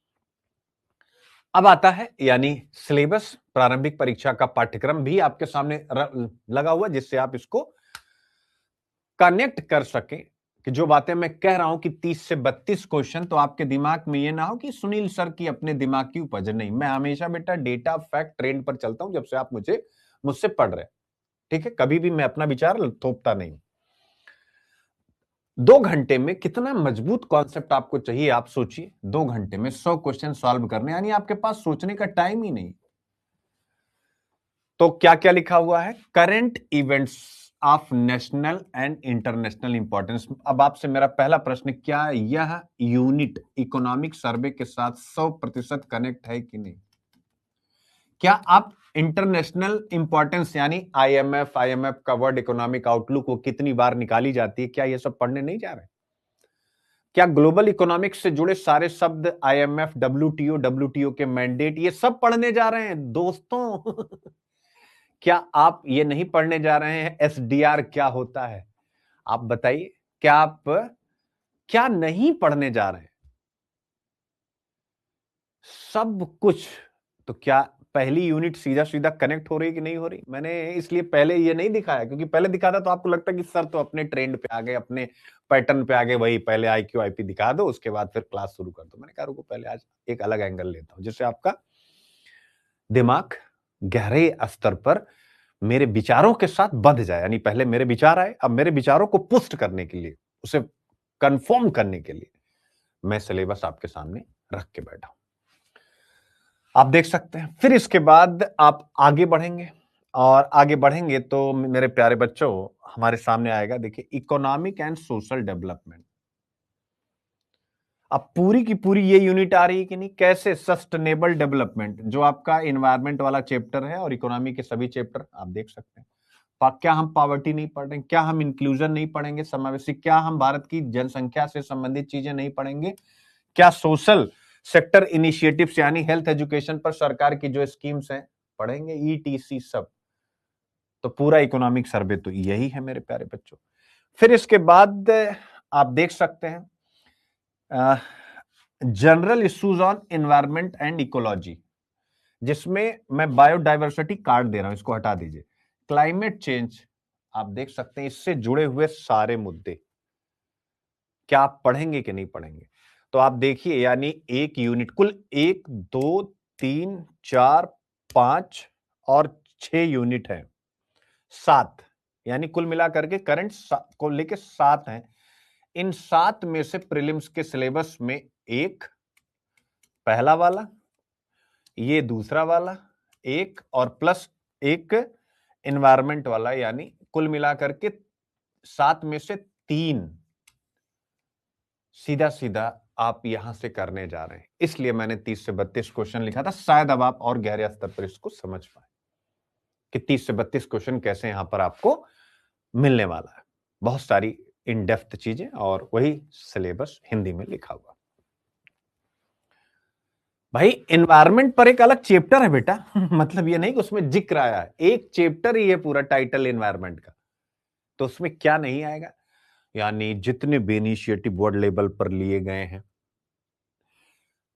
जो भारत ने कमिटमेंट्स किए हैं, जो भारत के द्वारा एनवायरमेंट को लेकर के इनिशिएटिव्स हैं, वो चाहे कार्बन क्रेडिट हो या सोन, जो कुछ भी, जो भी मैंने हिंदू में आपको सारी इंडिया के इनिशिएटिव्स पढ़ाए हैं, वो सब इसके अंतर्गत आएंगे बच्चों। तो ये आपके सामने आ जाता है, ठीक है ना? एग्री हैं आप सब लोग, जिससे आपका मन लगे और इस बार प्रीलिम्स निकालो। मैं बेटा, आप लोग 4-4 5-5 बार फेल कर चुके हो, अब और नहीं, ऐसी कसम खाओ।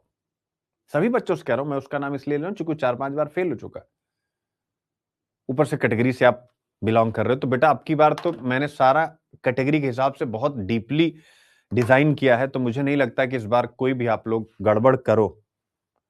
समझ पा रहे हो मैं क्या कहना चाह रहा हूं?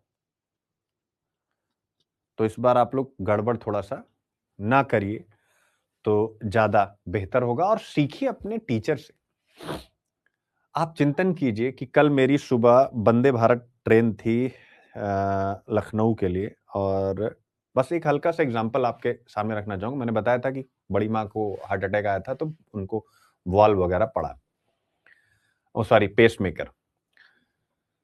तो कल उनका स्ट्रिचेस यानी जो टांका लगा होता है वो कटना था, पहले से ही मतलब सर्जरी हो चुकी थी, और कल मैं समय निकाल पाया, और ये था कि उनके साथ थोड़ा टाइम हॉस्पिटल में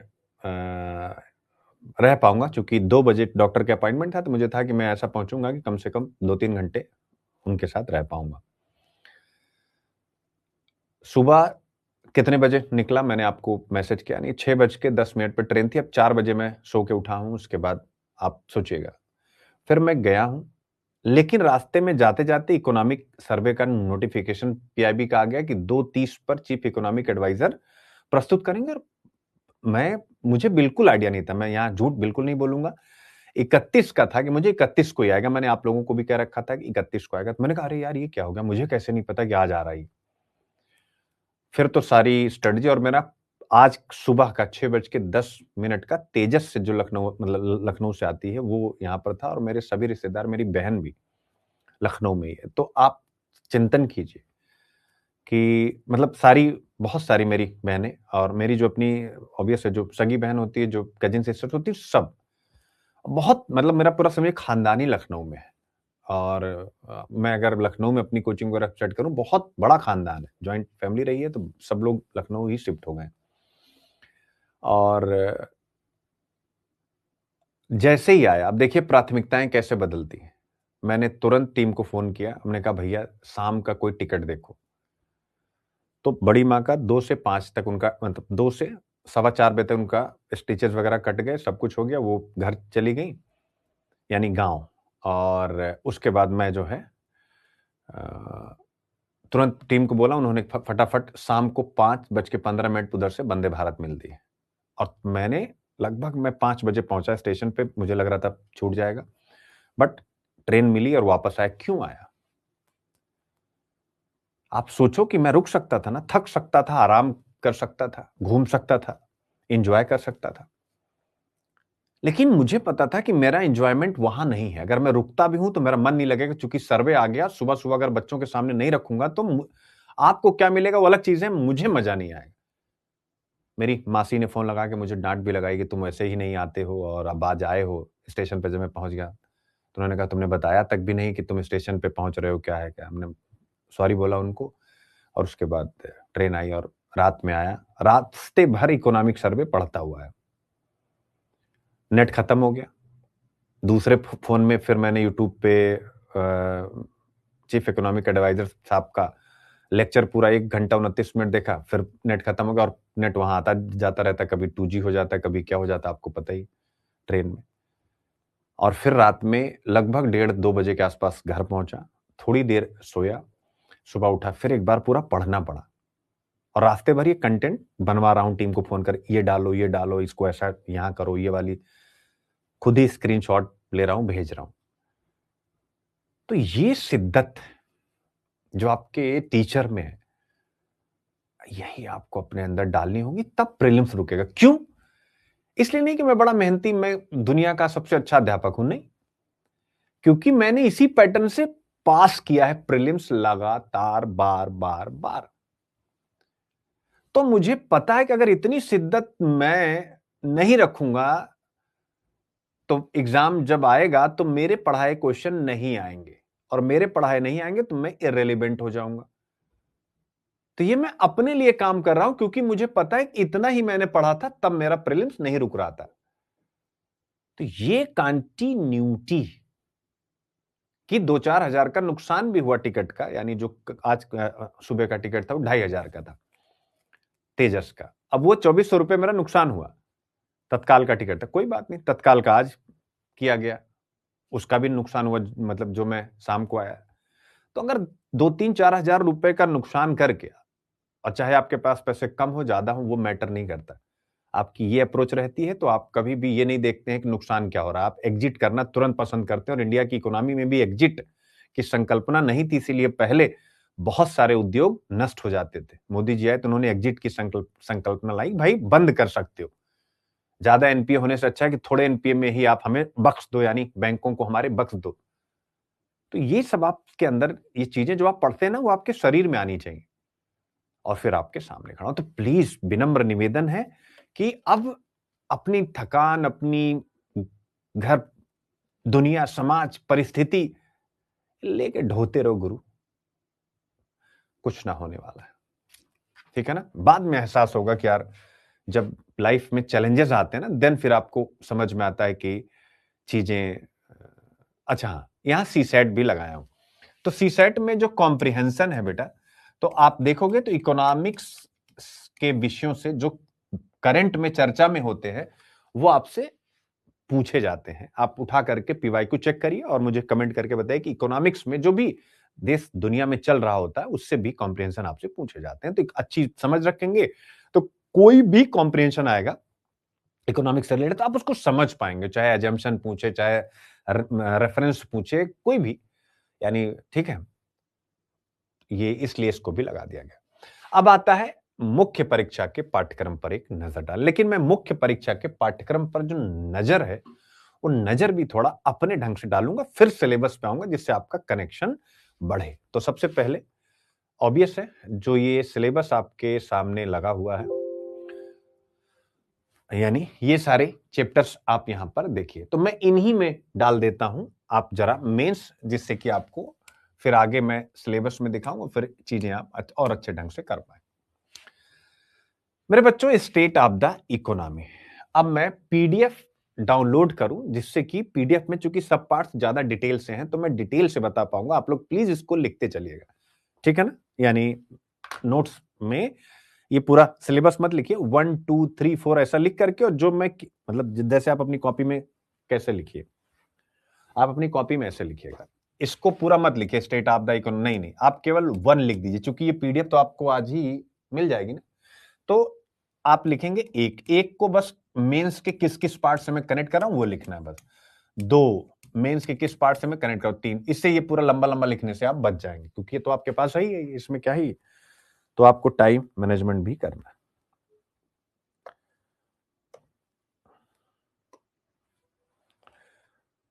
तो बच्चों, अब हम आते हैं मेंस की तरफ, और आपको दिखाते हैं कि यहां से आप मेंस का क्या क्या ले सकते हैं, जिससे कि मयंक आप कह रहे थे कि सर ये लिखी हुई पीडीएफ, बेटा लिखी हुई पीडीएफ देखो मैंने मिटा दी, तो फिर ये कैसे मिल पाएगी, तो लेक्चर के थ्रू ही लो।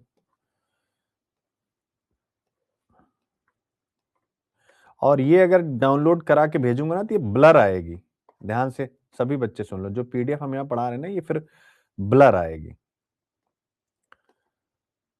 आइए समझते हैं मेंस का सिलेबस, ऑब्वियस है। तो सबसे पहले, जैसे ये पहला चैप्टर है, तो इसको अभी स्किप कर देते हैं, इसलिए चूंकि ये पहले चैप्टर का ही एक्सटेंशन होता है, चैप्टर नंबर 2 to 16, तो इसको थोड़ा सा स्किप कर देते हैं, ठीक है ना, समझ पा रहे स्किप क्यों कर रहे हैं। दूसरा, ये पहला चैप्टर ना एसे के लिए बहुत ज्यादा मैटर करता है, एसे के लिए, एसे लिख लीजिएगा, 125 अंकों का एसे, ठीक है, 125, यानी कोई भी इकोनॉमिक्स से रिलेटेड एसे, इकोनॉमिक्स रिलेटेड एसे। अब आप कहेंगे सर कैसा, फॉर एग्जांपल मैं केवल एक बोल दे रहा हूं, दो बोल दे रहा हूं। एक पूछा था, जो जिसका जिक्र मैं अक्सर करता हूं, कि यह नीति गतिहीनता थी, यानी पॉलिसी पैरालिसिस था, या इंप्लीमेंटेशन पैरालिसिस था, नीति गतिहीनता थी या क्रियान्वयन गतिहीनता, जिसने ग्रोथ यानी समृद्धि को कमजोर कर दिया। एक पूछा था 2016 में, आप चेक करेंगे तो पूछा था कि भारत के समक्ष संकट इन द, मतलब crisis in the front of India, economic और मोरल, यानी भारत के समक्ष संकट, फिर दो बुलेट, आर्थिक या नैतिक। तो भारत के समक्ष अगर आर्थिक संकट है, तो वो क्या है, वो सारी चीजें। तो पहला 125, चूंकि ये ऐसा चैप्टर होता है ना कि इकोनॉमिक्स का पूरा आउटलुक मिल जाता है, तो प्लीज इस पहले चैप्टर को आप सब लोग एसे के लिए जरूर पूरा का पूरा आप एकदम रटिए, पढ़िए, समझिए, वो मैं रटाऊंगा, पढ़ाऊंगा, समझाऊंगा, नोट्स भी इसमें आपको मिलेंगे। अब आते हैं दूसरे चैप्टर की तरफ, और हां, एक चीज और लिख लीजिएगा, ये ये जो 26 में मेंस लिखेंगे, ये उनके लिए रिवीजन के लिए बहुत इंपॉर्टेंट होता है, यानी कोर कंटेंट के लिए नहीं, रिवीजन, यानी जब आपने पूरी इकोनॉमिक सर्वे पढ़ ली, 2-2.5 महीने आपके पास हैं, तो उसमें सभी चैप्टर पढ़ने के बजाय, चूंकि सभी चैप्टर आप अभी पढ़ लेंगे, तो उस समय केवल आपको ये चैप्टर रिवीज, मतलब इससे पूरा इकोनॉमी का आउटलुक आपको मिल जाया करेगा। तो जैसे मेंस है, तो मेंस के एक दिन पहले आपने ये चैप्टर लिख लीजिएगा, मेंस के एक दिन पहले, जैसे जीएस पेपर 3 का जब एग्जाम होगा, उसके एक दिन पहले आपको ये पूरा का पूरा इकोनॉमिक आउटलुक दे देगा। तो लिख लीजिएगा, मेंस एग्जामिनेशन के एक दिन पहले रिवीजन के लिए ये, और या जब भी आप बीच बीच में रिवीजन करना चाहेंगे, तो ये रिवीजन के लिए महत्वपूर्ण है, डिटेल के लिए नहीं। डिटेल के लिए हम कहां जाएंगे, ठीक है, ये आपके सामने। अब डिटेल के लिए, यानी जैसे मैं इसको थोड़ा अलग ढंग से लूंगा, ठीक है। और डिटेल में सबसे पहले जैसे आप देखिए जीएस पेपर 3 की इकोनॉमिक यूनिट 1, 3 की यूनिट 1 में अब ये जो फिजिकल डेवलपमेंट है, यानी जैसे राजकोषीय घाटा, और राजकोषीय घाटे को हम मैनेज करने के लिए जो कुछ भी करते हैं उसका ट्रेंड सब कुछ, तो यह जीएस पेपर 3 यूनिट 1 के साथ साथ एक यूनिट अगर आपने देखा हो मेंस में, जिसे हम क्या कहते हैं बेटा, गवर्नमेंट बजटिंग कहते हैं कि नहीं कहते हैं, सरकारी बजट कहते हैं सिलेबस में। ये सीधा सीधा उसी के साथ जुड़ा हुआ सब्जेक्ट है जिसमें आपसे पूछा भाई बजट मतलब क्या है कि सरकार की आय और व्यय, तो सरकार की आय और व्यय को रिप्रेजेंट करने वाला सबसे बेहतर चैप्टर कौन है, आपको पता लग गया, यानी सरकार का फिजिकल सिस्टम यानी फिजिकल डेवलपमेंट, जो आपका यूनिट नंबर 2 मतलब सॉरी यहां चैप्टर नंबर 2 आपके सामने आ रहा है, आप देख सकते हैं। आप कहेंगे सर कैसे, थोड़ा एग्जांपल वगैरह बताइए, तो हम कहेंगे हाँ बच्चों, एग्जांपल में अगर आप देखेंगे तो जो भी हम इसमें पढ़ रहे हैं, जैसे सेंट्रल गवर्नमेंट के फाइनेंस, ठीक है, स्टेट गवर्नमेंट के जो भी वित्तीय आधार हैं, सोर्स हैं, सरकार के ऊपर कितना उधार है, ठीक है ना, ये सारी चीजें हैं। तो ये सारे विषय आपसे कैसे पूछे गए, जैसे सरकार का जब खर्चा ज्यादा हो जाता है तो उस खर्चे को मैनेज करने के लिए, क्योंकि इकोनॉमी में हमेशा एक चीज याद रखिएगा, एक शब्द आता है स्पिल ओवर इम्पैक्ट, एक चीज का दूसरे पर तुरंत इंपैक्ट पड़ता है। तो अगर सरकार घाटे में, तो सरकार घाटे को पूरा करने के लिए क्या करेगी, उधार लेगी। कोई भी इंसान, आप घाटे में तो आप क्या करेंगे, आप भी उधार लेंगे। तो वैसे ही सरकार भी घाटे में, तो सरकार उधार लोगी। अब स्पिल ओवर इम्पैक्ट क्या हो गया कि भैया अगर वो उधार लेगी तो कैसे लेगी, जिस पद्धति से लेगी, जिसे डेफिसिट का मोनेटाइजेशन कहते हैं, रुपया ज्यादा छापेगी। तो जब रुपया आरबीआई उनके लिए, चूंकि आरबीआई सरकार की बैंकर है, तो जब रुपया छापेगी तो मार्केट में क्या हो जाएगा, इन्फ्लेशन, और इन्फ्लेशन हो जाएगा तो आप सबको अच्छे से पता है मुद्रा की परचेजिंग पावर घटी, तो मुद्रा की परचेजिंग पावर घटी तो मार्केट में डिमांड सप्लाई का करंट, डिमांड सप्लाई का करंट, तो इकोनॉमी होल नुकसान। ये सब आप सीखे हैं, जिस पर हम लोग और भी विस्तार से बातचीत करेंगे। तो कहने का मेरा मतलब यह है कि बच्चों, सरकारी बजट यूनिट से इस प्रकार के प्रश्न, यानी अब हम एफआरबीएम एक्ट की तरफ आते हैं कि भाई सरकार के घाटे का प्रबंधन के लिए कानून लाया गया था 2004-5 की डेट, यानी लाया गया फिर उसे लागू किया गया। तो एफआरबीएम और उसके अचीवमेंट पर प्रश्न आपसे पूछे गए, वही है यह यूनिट, आई होप आप समझ गए, यानी सरकारी बजट, ठीक है। तो देख सकते हैं, यानी एक यूनिट आपके सामने आके चिपक गई, सरकारी बजट, क्लियर है। फिर इसके बाद मॉनेटरी मैनेजमेंट, आप पिछले साल का ही प्रश्न याद रखिए, क्या पूछा है, इन्फ्लेशन को रोकने में आरबीआई की भूमिका, पूछा है कि नहीं पूछा है। तो मॉनेटरी मैनेजमेंट कौन करता है, ऑब्वियस आरबीआई करता है, और प्लस ये इन्फ्लेशन। अब ये दोनों चैप्टर एक साथ एक दूसरे के साथ मोहब्बत करते करते मिल जाएंगे कि नहीं, यानी प्रेम प्यार करेंगे कि नहीं, लोभ है इनके बीच में तगड़े वाला, दोनों चैप्टर। क्या प्रश्न पूछा, क्या लो इन्फ्लेशन और स्टीडी जीडीपी ग्रोथ आज की इकोनॉमी में है, तो क्या हम कह सकते हैं कि भारतीय अर्थव्यवस्था अच्छी स्थिति में है। 2019 का क्वेश्चन पूछा मेरे बच्चों की नहीं पूछा है। तो आप देख सकते हैं ऐसे बहुत सारे, मैं भी एक एक क्वेश्चन का केवल जिक्र कर रहा हूं जिससे आप समझ पाए कि सीधा सीधा इकोनॉमी कैसे, यानी पहली unit mobilisation of resources, GDP development और एम्प्लॉयमेंट, तो ये सब उसी यूनिट से कनेक्टेड है, यानी पहली वाली यूनिट से, और सरकारी बजट वाली एक यूनिट मैंने आपको बताई, बाकी अभी कई यूनिट और बची हुई हैं। तो इन्फ्लेशन पे कैसे आता है, मॉनेटरी मैनेजमेंट आरबीआई वगैरह के रोल पर कैसे आता है, वो मैंने आपको बता दिया, ठीक है ना, क्लियर बेटा। अब अगर मैं इसी चैप्टर एक्सटर्नल सेक्टर, अब जीडीपी के 4 सेक्टर होते हैं, जीडीपी ग्रोथ इंजन आप पढ़े ना, तो ग्रोथ यानी ये जब भी हम एक्सटर्नल सेक्टर पढ़ेंगे, ग्रोथ यानी यूनिट 1 फिर से आ जाएगा, क्योंकि यूनिट 1 सभी यूनिट की मां बहन सब कुछ है, तो इस वजह से वो हर जगह आएगा। तो एक्सटर्नल सेक्टर में हम क्या कर रहे हैं और क्या हमारे सामने, तो मैक्रो इकोनॉमिक स्टेबिलिटी इंडिकेटर में से एक है एक्सटर्नल सेक्टर, जीडीपी ग्रोथ के इंजन में से एक एक्सटर्नल सेक्टर। एक्सटर्नल सेक्टर को वर्तमान में बहुत ज्यादा शॉक लग रहा है, क्यों लग रहा है, क्योंकि उदारीकृत अर्थव्यवस्था है, भूमंडलीकृत अर्थव्यवस्था है, तो यूनिट नंबर 8 आकर के लग जाएगा कि नहीं लग जाएगा? उदारीकरण का भारतीय अर्थव्यवस्था पर प्रभाव लगेगा कि नहीं लगेगा बेटा? तो आप देख सकते हैं एक्सटर्नल सेक्टर को जो आजकल शॉक लग रहे हैं, शॉक लगा, कौन-सा शॉक लग रहा है? टैरिफ का, रेसिप्रोकल टैरिफ का, पनिशमेंट टैरिफ का, प्रोटेक्शनिज्म का, रुपए की कीमत के गिरने का, पोर्टफोलियो इन्वेस्टमेंट के कमजोर मतलब भागने का पैसा, ठीक है? नेट एफडीआई कम होने का, यानी एफडीआई ग्रॉस तो आ रहा है लेकिन यहां से फिर निकल करके बाहर जा रहा है। तो ये सारी चीजें हम लोग एक्सटर्नल सेक्टर में पढ़ेंगे। मजा आया कि नहीं मजा आया? पूरा सिलेबस एकदम आपकी आंखों के सामने नाच रहा है कि नहीं नाच रहा? तो हम introduction, global trade dynamics, trade in India, trade performance, India का balance of payment, conclusion and outlook, ये सारी चीजें, तो पूरा सिलेबस कैसे कवर हो रहा है मोहब्बत के साथ आप इंजॉय कीजिए। इन्फ्लेशन मैंने बता ही दिया, ग्लोबल इन्फ्लेशन कैसा है, डोमेस्टिक इन्फ्लेशन कैसा है।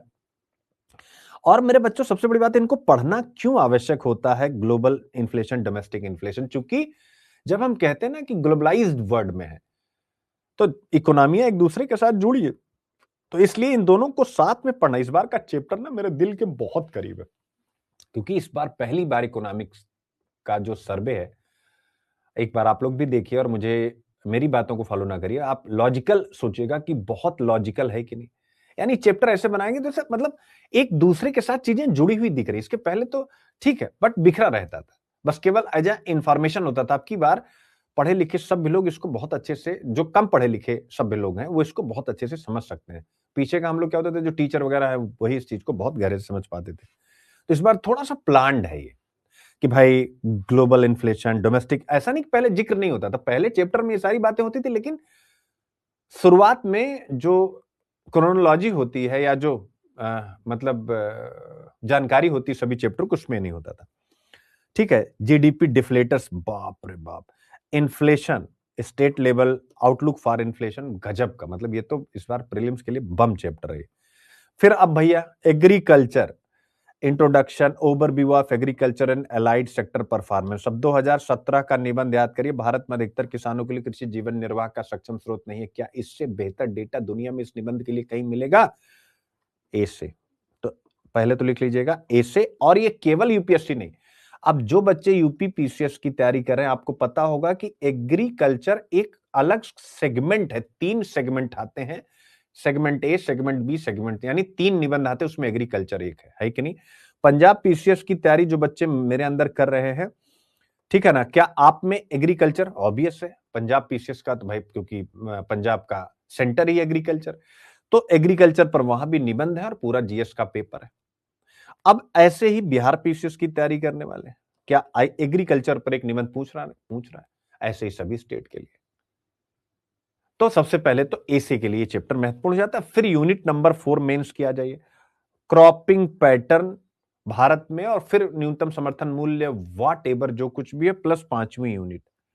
तो आप देखिए इकोनॉमिक्स की चौथी और 5वीं यूनिट सिलेबस की एग्रीकल्चर, प्रत्यक्ष और अप्रत्यक्ष कृषि सहायता और क्रॉपिंग पैटर्न, 2 यूनिट आपके सामने है, और दोनों का यहां पर जबरदस्त कंटेंट है कि भाई एग्रीकल्चर और अलाइड एक्टिविटी की परफॉर्मेंस क्या हो रही है। अलाइड यानी जैसे लाइव स्टॉक रियरिंग, तो पशुपालन अर्थशास्त्र भी सिलेबस का पार्ट है, लाइव स्टॉक रियरिंग भी हम पढ़ने जा रहे हैं इसमें। फिर ड्राइवर्स कौन कौन से हैं जिससे हमारी कृषि की उत्पादकता बढ़ी है, जो बहुत बड़ा चैलेंज थी कि हमारी कृषि की उत्पादकता कम है इन कंपेयर टू चाइना वगैरह, जो प्रीलिम्स में भी क्वेश्चन पूछा। तो कौन सी पॉलिसी ली गई, कौन सी संस्थाएं बनाई गई जो प्रोडक्टिविटी को बढ़ाने में सहायक रही। प्राइस और इनकम सपोर्ट सरकार ने कैसे दिया है, फूड, वही minimum support price and so on, food management और कंक्लूजन, तो आप देख सकते हैं। फिर इसके बाद अगर हम आए services from stability to new frontiers, तो इंडिया की इकोनॉमी का सर्विस सेक्टर ऑब्वियस है, ये पहली यूनिट में ही आएगा। Mobilisation of resources, GDP development और एम्प्लॉयमेंट में बताने की जरूरत नहीं, सर्विस सेक्टर हो गया, ठीक है ना, और उसमें भी इंडिया और वर्ल्ड का पूरा कंपैरिजन है। एक यूनिट आपके पास आ गई। फिर आता है, अब देखिए आप, यूनिट नंबर 8 आएगा कि नहीं आएगा, मेंस का 8वां यूनिट। इस चैप्टर में इंडस्ट्रियल सेक्टर यानी मैन्युफैक्चरिंग सेक्टर, और पूरा इसमें क्या डिस्कस किया गया, सरकार की नीतियां जिनके आधार पर आज का औद्योगिक इकोसिस्टम, इंडस्ट्रियल इकोसिस्टम खड़ा है, यही डिस्कस किया गया है इस चैप्टर के अंतर्गत। आप कहेंगे हाँ सर, यही डिस्कस किया गया। तो ये जो डिस्कस किया गया है उस सिलेबस से जुड़ी औद्योगिक नीति में परिवर्तन और उसके कारण जो भी उत्पन्न होने वाले विषय, तो आप देख सकते हैं ग्लोबल मैन्युफैक्चरिंग कैसी चल रही है, हमारे देश की कैसी चल रही, domestic development, core input industries क्या होती हैं, प्रीलिम्स में ही पूछ लेगा। मैन्युफैक्चरिंग को बढ़ाने के लिए क्या क्या हमने इनिशिएट लिया है, और यही आपसे 2023 का पहला प्रश्न ही पूछा था, अगर आपको याद हो, कि अगर आप फास्टेस्ट इकोनॉमिक ग्रोइंग इकोनॉमी बनना चाहते हैं, पूछा था, यानी तीव्रतर और अधिक समावेशी विकास के लिए, मतलब सॉरी, अधिक आर्थिक समृद्धि के लिए आपको मैन्युफैक्चरिंग सेक्टर को फोकस करना होगा। और फिर फुल स्टॉप के बाद लिखा था इसके लिए सरकार की क्या योजनाएं हैं। सोचो, जा करके ये प्रश्न देखना, पहला ही प्रश्न है ये, और सीधा सीधा प्रश्न, मतलब टॉपिक में देखिए, की इनिशिएटिव टू प्रमोट मैन्युफैक्चरिंग, सीधा यूपीएससी पूछा सरकार क्या कर रही, तो क्या कर रही सब। एमएसएमई पर कोई भी प्रश्न आया कि हम एमएसएमई को बढ़ाने के लिए किस प्रकार की नीति बना रहे हैं, ठीक है ना, कंक्लूजन कि भाई आगे के लिए और अच्छा क्या करें। तो आप देख सकते हैं ये यूनिट आपके पास आ गए। फिर देखिए इन्वेस्टमेंट एंड इंफ्रास्ट्रक्चर, ये दोनों यूनिट है कि नहीं, एक यूनिट है शायद 9, 10 है, इन्वेस्टमेंट मॉडल यानी भारत में निवेश, तो इन्वेस्टमेंट आपके सामने हो गया। और इंफ्रास्ट्रक्चर मुझे बताने की जरूरत ही नहीं है, इंफ्रास्ट्रक्चर यानी सड़क, ऊर्जा, परिवहन, रेलवे, विमानपत्तन, लॉजिस्टिक्स, ये आपके सिलेबस का पार्ट है, यूनिट नंबर शायद 9 है, 8 या 9 है, आप चेक कर लीजिएगा।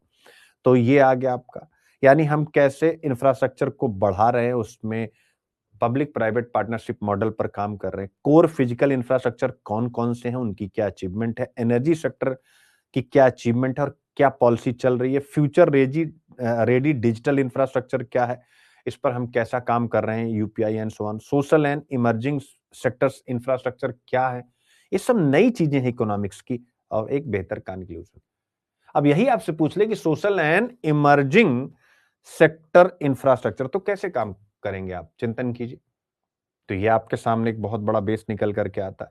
और फिर उसके बाद इन्वायरमेंट तो ऑब्वियस है, कोई इंडिपेंडेंट यूनिट नहीं है, लेकिन हम विकास और पर्यावरण को साथ लेकर के ही चलेंगे, चूंकि अब आने वाले समय में प्रश्न इसी प्रकार के बनेंगे। तो ये क्या होगा, वैल्यू एडिशन करने में आपकी मदद करेगा मेंस में। और प्लस ए से इन्वायरमेंट पर कोई ना कोई आपको मिलेगा, चाहे वो फिलोसफिकल में आपको लिखना हो, चाहे डायरेक्ट आ जाए, जैसे इकोलॉजिकल कंसिडरेशन, पारिस्थितिक विचार विकास में बाधक हो या आवश्यक नहीं, निबंध आपसे पूछा गया। सस्टेन्ड इकोनॉमिक ग्रोथ यानी धारित आर्थिक विकास के लिए इकोलॉजी एनवायरनमेंट का कंजर्वेशन इंपॉर्टेंट है, पारिस्थितिकी पर्यावरण का परिरक्षण आवश्यक है। तो सस्टेन्ड इकोनॉमिक ग्रोथ के लिए आपको क्या करना है, ये सारी चीजें यहां पर मौजूद हैं मेरे प्यारे बच्चों। ठीक है, पिक्चर इज क्लियर। तो ये आपको संभालना और यहां से आपको अटैक मारना है, ठीक है। फिर इसके बाद education and health, what works and what next. एक मिनट, इसमें इसको हटा दो, फिर आता। अब ऑब्वियस है ये किस में जाएगा, एजुकेशन एंड हेल्थ, बोलो भाई। तो ये अगर हम केवल देखें तो जीएस पेपर 2 में जाएगा, सोशल जस्टिस में, हेल्थ शिक्षा स्वास्थ्य एवं मानव संसाधन, एक यूनिट वहां होगी। लेकिन जीएस 3 में कहा जाएगा, आपकी यूनिट है ना समावेशी विकास, है कि नहीं है, यूनिट नंबर 2 या 3 आप चेक करिए, अभी आगे दिखाएंगे। समावेशी विकास जीएस पेपर 3, हेल्थ एजुकेशन उसी के थ्रू है ना। और यूनिट नंबर 1 भी रहेगा। यूनिट नंबर 1 कैसे रहेगा, मोबिलाइजेशन ऑफ रिसोर्सेज ही तो है भैया। अगर हम ह्यूमन को ह्यूमन रिसोर्स में बदलना चाहते हैं, ह्यूमन कैपिटल में बदलना चाहते हैं, तो हेल्थ एजुकेशन हमें अच्छा देना पड़ेगा। तो एजुकेशन में हम कैसे क्वालिटी बढ़ा रहे हैं, कैसे उसकी पहुंच बढ़ा रहे हैं लोगों तक, हेल्थ को कैसे हम जो सरकारी स्वास्थ्य सिस्टम है, जो भी प्रिवेंटिव हेल्थ केयर, कैसे उसको मजबूत कर रहे हैं, आप देख सकते हैं। पूरा का पूरा एक आउटलुक आपको हेल्थ का यहां पर मिलेगा, एजुकेशन का। तो अब हेल्थ और एजुकेशन भाई, जो निबंध आप लिखते हैं, अ Nations destiny shapes in its classroom, या आप जो हेल्थ पर लिखते हैं कि भारत में स्वास्थ्य देखभाल अमीरों के पक्ष में, यूपीएससी ऐसा प्रश्न निबंध में पूछ चुकी है। तो स्वाभाविक है प्राइमरी हेल्थ केयर में पिछड़ापन भारत के पिछड़ेपन का कारण है 2019 में। और केवल प्राइमरी हेल्थ केयर नहीं, primary education and primary health care Bharat के पिछड़ेपन का कारण है। तो एजुकेशन बताने की जरूरत नहीं। और फिर आप देखिए एम्प्लॉयमेंट एंड स्किल डेवलपमेंट, इसमें क्या क्या है? Introduction, employment overview, catalysing job growth, skill ecosystem overview, skilling strategies for youth and so on, बहुत सारी चीजें। तो एम्प्लॉयमेंट एंड स्किल डेवलपमेंट, अब आप मुझे बताओ क्या यूनिट 1 में एम्प्लॉयमेंट है कि नहीं? बोलो। आप कहेंगे हाँ सर जबरदस्त है कि नहीं है एम्प्लॉयमेंट? तो आप कहेंगे हाँ सर बिल्कुल है। तो आपके सामने पहली चीज ये हो गई। तो चीजें देख सकते हैं एकदम परोसी गई हैं मुख्य परीक्षा, और यहीं से मुख्य परीक्षा को खत्म किया जा सकता है। ये भी नहीं कि आपको अब फिर उसके बाद कुछ डिटेल करना है। इसीलिए मैं कहता हूं हिंदू और ये सारी चीजें ही आपका जीएस पेपर 1 2 3 उड़ा के रख देंगी। प्रीलिम्स पढ़ रहे हैं तो हिस्ट्री इतना पढ़ ही रहे हैं ना, सोच के 4-5 पॉइंट लिख लेंगे। ऑप्शनल एथिक्स ए से भगवान है, ठीक है, और प्रीलिम्स गॉड है क्योंकि वो नहीं निकला। फिर आता है रूरल डेवलपमेंट, क्या ये समावेशी विकास में आएगा कि नहीं आएगा? समावेशी समृद्धि आएगा कि नहीं आएगा?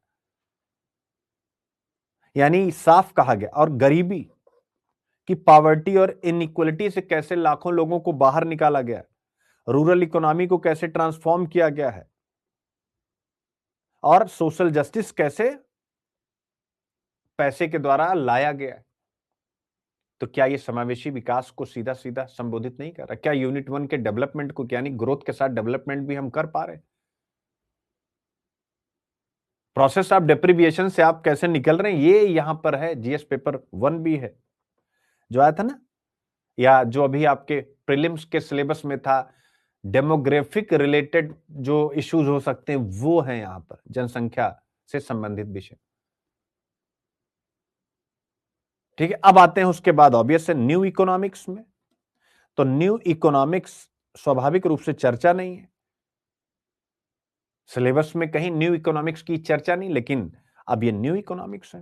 ये तो हर जगह आएंगे। एआई हर एक यूनिट में आएगा, पहली हो, दूसरी हो, 10वीं हो। एआई तो हर क्षेत्र में, जीएस पेपर 1 2 3 4 हर जगह आएगा एआई। यानी एआई का एक इथिक्स भी है। तो आप समझ सकते हैं, कुछ बोलने की जरूरत नहीं। ठीक है, artificial intelligence in India's economic context देख लीजिए आप। फिर development oriented approach to AI, AI को हम कैसे बेहतर और बना रहे हैं, human capital for AI, governance AI पर, इंस्टीट्यूशनल आर्किटेक्चर एआई पर, डेटा एआई सेफ्टी और उसके साथ जुड़े हुए रिस्क। फिर इसके बाद भारत में एआई के फ्यूचर के लिए एक रोड मैप भी दिया गया कि हम क्या कर रहे हैं और आगे क्या प्लान कर रहे हैं। और आपको अच्छे से पता, फैक्टर ऑफ प्रोडक्शन के 4 factor, land, labour, capital, enterprise, यानी इन चारों में मेरे प्यारे बच्चों अगर टेक्नोलॉजी लग जाए तो सब बढ़ने लगते हैं, सबकी जो ग्रोथ होती है वो बेहतर हो जाती है। तो टेक्नोलॉजी सीधा सीधा। अर्बनाइजेशन डायरेक्टली, ये जीएस पेपर 1 का विषय है, मेंस का, आप सबको अच्छे से पता है। लेकिन क्योंकि जीडीपी में 65% योगदान शहर देते हैं, तो ये पहली यूनिट के साथ, यूनिट 1 के साथ मेंस में कनेक्ट हो जाता है। ठीक है ना, यानी शहरों के क्या चैलेंज है, जब आप लिखेंगे गवर्नेंस की डेफिसिट है, यानी वो एक इकोनॉमिक एजेंसी की तरह शहर हमारे काम ही नहीं कर रहे। Land, housing, mobility, sanitation based के जो चैलेंज है उसका मैनेजमेंट, ठीक है ना, कैसे सरकार करी, सभी नीतियों का जिक्र है। फिर उसके बाद ऑब्वियस है हम क्या क्या आउटकम वहां पर ले रहे हैं, जो भी सरकार नीतियां मतलब इंप्लीमेंट करी। फिर इसके बाद civic order without a social contract, यानी शहरों में एक अदृश्य कमी है, जनता की भागीदारी और वो सारी चीजें। भविष्य की सिटी कैसे और बेहतर हो, आप लीजिए, फ्यूचर सिटीज पर भी आपके पास टॉपिक आ गया। तो ये सारी चीजें, ठीक है। तो कहीं ना कहीं चीजें आपके लिए बड़ी मजेदार हैं बच्चों। हाँ, समय लगेगा, आप अपना टाइम मैनेज करिए, और इस मैनेजमेंट के साथ हम लोगों को चलना है, और बहुत इजीली मैनेज कर लेंगे। इकोनॉमिक सर्वे सुबह 9 बजे ही लूंगा, क्योंकि अब आपको पता है दो बजट इकोनॉमिक सर्वे जब तक एक हफ्ते तक माहौल बनेगा, अभी मैंने हिंदू लगाया भी है, ऐसा नहीं है, सारे हिंदू के आर्टिकल इसी पे आएंगे, इंडियन एक्सप्रेस के, बिजनेस लाइन के, क्या एग्री करते हैं? तो दोनों को एक साथ ही करा दूंगा, यानी हिंदू का भी समझिए वो सेशन हो जाया करेगा और ये भी हो जाया करेगा। यानी इससे मेरे एनालिसिस को, यानी जो इकोनॉमिक सर्वे उसके एनालिसिस को और धार मिलेगी, क्योंकि मैं हिंदू में अलग पढ़ाऊं, सर्वे में वही चीज अलग पढ़ाऊं, तो आपका 2 बार टाइम जाएगा, मेरा भी 2 बार जाएगा, आपके पास भी समय की कमी, मेरे पास भी समय की कमी। अगर मैं उसको भी लाऊंगा तो मेरे एनालिसिस को एक तो आपके पास मेरा एनालिसिस, एक जो भी एडिटोरियल लिख रहे हैं कोई विद्वान, उनका भी पर्सपेक्टिव, और उसके बाद एक भारत सरकार का पर्सपेक्टिव, तो ये पीडीएफ ही है, ठीक है ना। इससे क्या होगा कि ये कह रहा mister Sonu sir economic survey आप पढ़ाएंगे, भैया मेरे बच्चे मुझे फॉलो ही नहीं कर रहे हो, हम ही पढ़ाएंगे बेटा, ठीक है चलो, पढ़ाएंगे नहीं हम ही पढ़ाते हैं। फ्रॉम इंपोर्ट, ठीक है ना, तो हम यानी आयात निर्भरता से कैसे आत्मनिर्भर बन रहे, न्यू इकोनॉमिक्स, स्वदेशी के लिए हम क्या क्या कर रहे हैं, वो सारी चीजें हैं बच्चों। फिर उसके बाद national input cost reduction strategy, इस पर इस बार 100% मेंस में प्रश्न पूछेगा, ठीक है ना। एडवांस मैन्युफैक्चरिंग क्या होती है, ठीक है, बहुत सारी चीजें। तो आत्मनिर्भर भारत को लेकर के ये सब क्या है, पहली यूनिट का ही हिस्सा होंगे, ठीक है। तो ये सारी चीजें, फिर केंद्र एवं राज्यों की क्या क्षमता है और सिविक सेंस क्या है, ये सब नई चीजें हैं जिस पर हम लोग बातचीत करेंगे। तो अब आप मुझे बताइए कि यूनिट 1 से लेकर के यूनिट 10 तक क्या रह गया। ये मत कहिएगा सर फूड प्रोसेसिंग वाला, वो तो एग्रीकल्चर में अपने आप आएगा। लैंड रिफॉर्म्स की एक यूनिट जो रह गई, वो भी लैंड रिफॉर्म एग्रीकल्चर पढ़ेंगे, इसमें दिया गया है कि भूमि सुधार हमने क्या क्या किया है, कैसे किया। तो पहली यूनिट, आइए अब आपको सिलेबस गो थ्रू कराता हूं, यानी तब आपको और अच्छे से कनेक्ट हो पाएगा। तो मेंस भी साथ साथ ही करते चलेंगे, आप एक अच्छी सी कॉपी बनाइएगा इसकी, व्हाइट पेज में मत लिखिएगा, गायब हो जाएगी। क्यों कह रहा हूं? क्योंकि 2 साल का आपको एक मैं कहता हूं अपने लिए एक टेन्योर लेकर के चलना चाहिए यूपीएससी की तैयारी का। इस साल सेलेक्ट हो गए, लोअर रैंक आई, तो अब फिर अगली बार आप इकोनॉमिक सर्वे का नोट्स बनाएंगे, इस बार आप बढ़िया से बना लीजिए, मेंस में भी काम देगी, प्रीलिम्स में भी काम देगी, प्लस और चूंकि लगभग 30-32 क्वेश्चन कर रहे हैं, इसलिए अगले साल क्या हुआ कि अगले साल अब आपकी वही कॉपी, उसमें आपको केवल पेज यानी ऐसे स्टेप मतलब लिख करके, जो भी कुछ स्ट्रक्चर तो सेम रहेगा, केवल वैल्यू एडिशन होगा, तो उसमें वैल्यू ऐड करके आपको पढ़ना नहीं पड़ेगा, मेरा लेक्चर भी नहीं देखना पड़ेगा, यानी आप ट्रेनिंग वगैरह में रहेंगे, आपके लिए इजी होगा, ठीक है। तो ये सारी चीजें हो जाती हैं। तो अब आता है यानी ऑब्वियस है जीएस पेपर 1, तो पेपर 1 ट्रेडिशनल है, लेकिन फिर भी आप देख सकते हैं कौन सा, तो हिस्ट्री का पार्ट तो एक भी नहीं आने वाला है, नहीं आने वाला ना भाई, हाँ ठीक है। अब आता है क्या क्या आने वाला है, क्या ये यूनिट आने वाली है कि नहीं, बोलो भाई। महिलाओं की स्थिति स्कीम सब जिक्र है, लेबर फोर्स पार्टिसिपेशन महिलाओं का कितना, सब लिखा हुआ है। तो महिलाओं का पार्ट आएगा, जनसंख्या का पार्ट आएगा, गरीबी का पार्ट आएगा, शहरीकरण का पार्ट आएगा, देख सकते हैं ना, यानी ये पूरी की पूरी होल यूनिट 100% आ रही है, आप देखते जाइए। अब आप देख सकते हैं भूमंडलीकरण का प्रभाव इकोनॉमी पर जो पड़ रहा है, तो इकोनॉमी का मतलब हमारे देश के लोगों पर पड़ रहा है, ये भी 100% आएगा, इकोनॉमिक एस्पेक्ट से भारतीय समाज पर भूमंडलीकरण का प्रभाव, यह आपसे, ठीक है ना। फिर इसके बाद ऑब्वियस है यह यूनिट नहीं आएगी। फिर इसके बाद यहां पर देखिए ऑब्वियस है, जैसे मैंने लिखा कि ये सारी यूनिट्स नहीं आएंगी, यानी ये नहीं आएगी, ये नहीं आएगी। फिर इसके बाद ये भी नहीं आएगी, ये भी नहीं आएगी। हालांकि जो भी एग्रीकल्चर वगैरह की बात है वो इस यूनिट में आप कनेक्ट, सॉरी इस यूनिट में, हाँ यहां पर जो भी एग्रीकल्चर और इंडस्ट्री है वो विश्व, इस वाली भारत के विभिन्न भागों में प्राथमिक, द्वितीयक और तृतीयक क्षेत्र के उद्योगों को स्थापित करने के लिए जिम्मेदार कारक। तो ये कोई भी उद्योग जहां स्थापित होता है, तो वह उद्योग वहां क्यों स्थापित होता है, उसके पीछे क्या ज्योग्राफिकल कंडीशन, उसके पीछे रिसोर्सेस, उसके पीछे लेबर, यानी जो फैक्टर ऑफ प्रोडक्शन होते हैं, land, raw material, labour, capital, enterprise, ये चारों ही मुख्य फैक्टर होते हैं जहां पर ये सारे उद्योग लगते हैं। तो ये कारकों पर फोकस है। तो स्वाभाविक रूप से एक पूरा चैप्टर जो इंडस्ट्रियलाइजेशन हम पढ़ने जा रहे हैं, तो मैंने पहले ही कहा ना, कहा कि नहीं कहा कि अगर इंडस्ट्रियल क्लस्टर है तो क्यों है, औद्योगिक संकुल है तो क्यों है, इस पर आदित्य सर आप लोगों को बेसिक भी करा देंगे, बोला था कि नहीं बोला था। तो यह यूनिट भी आकर के लग रही है और 12वीं यूनिट भी लग रही है, क्योंकि जो मेरे प्यारे बच्चों चक्रवात, ये इस प्रकार की जो सुनामी, जो भी क्लाइमेट चेंज से रिलेटेड घटनाएं हैं, तो उस पर भी एक चैप्टर दिया गया है। तो यहां भी आपको कनेक्ट करने में मदद करेगा, जैसा मैंने आपको सिखाया। फिर इसके बाद जीएस पेपर 2 में आते हैं मेरे प्यारे बच्चों। तो यहां पर क्या है, यहां पर मेरे बच्चों केवल एक चीज, ये वाली यूनिट आएगी, और याद रखिएगा ये वाला पार्ट आएगा, संघीय ढांचे से संबंधित विषय एवं चुनौतियां, issue and challenges pertaining to the federal structure. वो जो एक चैप्टर आपने पढ़ा था ना, रेवेन्यू, या जो भी फाइनेंस की राज्यों की स्थिति है वो केंद्र पर डिपेंड होगी, इस पर एक बहुत विस्तृत चर्चा, बहुत ज्यादा। तो एक यूनिट ये सीधे सीधे आएगी बच्चों, और बाकी तो कोई मतलब है नहीं। ठीक है, ठीक है। इसके साथ साथ जीएस पेपर 2 की ये यूनिट पूरी 100% आएगी। 100 मतलब 100 कुछ भी नहीं, यानी welfare schemes for vulnerable sections of the population by the centre and states and the performance of these schemes, mechanism, laws, institution and bodies. तो हम जो जो भी वेलफेयर स्कीम्स, यानी जो समावेशी विकास के लिए जो जो मैंने जिक्र किया, वो सब यहां भी, ये सब समावेशी विकास के ही टूल्स हैं। क्या है, क्या है, क्या है? टूल्स हैं, उपकरण है। तो यह भी 100% कनेक्ट हो रहा है मेरे प्यारे बच्चों। फिर यह यूनिट 100% कनेक्ट हो रही है, मैंने जिक्र कर ही दिया, स्वास्थ्य, शिक्षा और मानव संसाधन। गरीबी एवं भूख 100% कनेक्ट हो रही है, बताने की जरूरत नहीं है।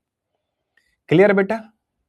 तो ये सारी चीजें। अब आता है कि आईआर वाले पार्ट में क्या 100% कनेक्ट, और बाकी आप क्रॉस कर सकते हैं, बाकी आप क्रॉस कर सकते हैं, भारत की आप इसको आप 18 नंबर, 19 नंबर और 20 नंबर, ये तीनों 100% कनेक्ट हो रहे हैं, ये भी लिख लीजिएगा। क्यों? क्योंकि ग्लोबल हेडविंड क्या है, यानी वैश्विक रूप से जो भी इकोनॉमी में चल रहा है, जियो पॉलिटिक्स में चल रहा है, उसका इंडिया की इकोनॉमी पर इंपैक्ट क्या है, तो आप रोज ही पढ़ रहे हैं। Tariff, reciprocal tariff, protectionism, value का घटना, एंड सो ऑन बहुत सारी घटनाएं। तो आप देख सकते हैं, यानी यह भी आपकी इकोनॉमी को इंपैक्ट कर रहा है। तो यह भी आपके सामने कनेक्ट होगा मेरे प्यारे बच्चों। अब आता है, तो ये आपकी जीएस पेपर 3 पहली, यानी mobilisation of resources, GDP, development and employment, तो पहला हो गया। दूसरा हो गया inclusive growth and issue arising from it, इसमें मुझे कुछ बताने की आवश्यकता नहीं है बच्चों। ठीक है। और तीसरा हो गया गवर्नमेंट बजटिंग, आपको मैंने बता ही दिया। चौथा हो गया मेजर क्रॉप्स और क्रॉपिंग पैटर्न आपके सामने। पांचवा हो गया जो भी सरकार किसानों के लिए कर रही है और उसके कारण जो भी चैलेंजेस उत्पन्न हो रहे हैं मेरे प्यारे बच्चों। और छठा फूड प्रोसेसिंग। सातवां भारत में लैंड रिफॉर्म। आठवां मेरे प्यारे बच्चों उदारीकरण का अर्थव्यवस्था पर प्रभाव, ऑब्वियस है, ग्लोबल सप्लाई चेन, औद्योगिक नीति में परिवर्तन तथा औद्योगिक विकास पर इनका प्रभाव, जो भी सरकार ने नीतियां बनाई उससे औद्योगिक विकास कितना हुआ, पूरा एक चैप्टर ही है। बुनियादी ढांचा पूरा एक चैप्टर ही है। निवेश मॉडल पूरा एक चैप्टर ही है मेरे प्यारे बच्चों। फिर इसके बाद 11 यूनिट, 12 यूनिट, दोनों 13 यूनिट, तीनों यूनिट 100% कनेक्ट है, जो कि साइंस एंड टेक का, विशेषकर एआई का हमने विस्तार से अध्ययन अध्यापन करना है, और उसका विज्ञान एवं प्रौद्योगिकी का क्या इंपैक्ट होता है, भारत क्या कर रहा है एआई वगैरह को लेकर के, ये सारी चीजें हम डिस्कस कर रहे हैं। भारत स्पेस को लेकर के क्या कर रहा है, रोबोटिक्स को लेकर के, ये सारी चीजें डिस्कस्ड हैं।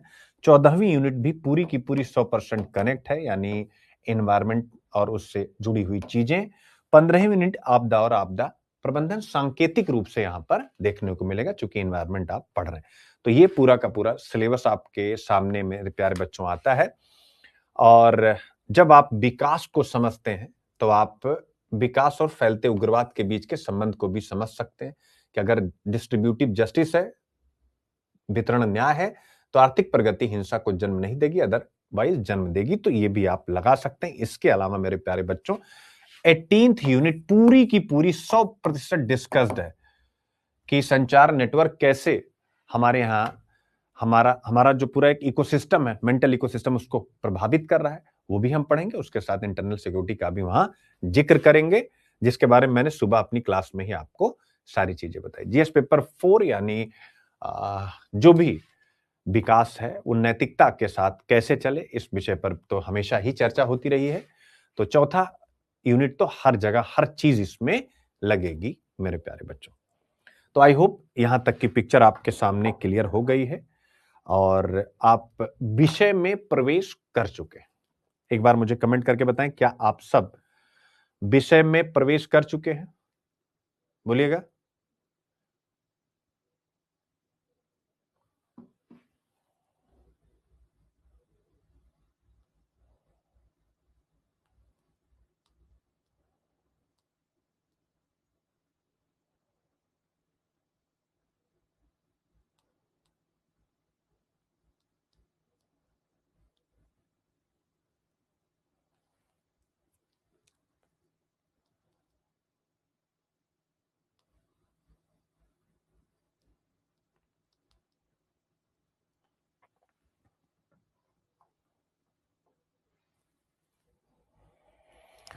ठीक है, तो अब यानी सेशन 1 आज यहीं पर रोकेंगे।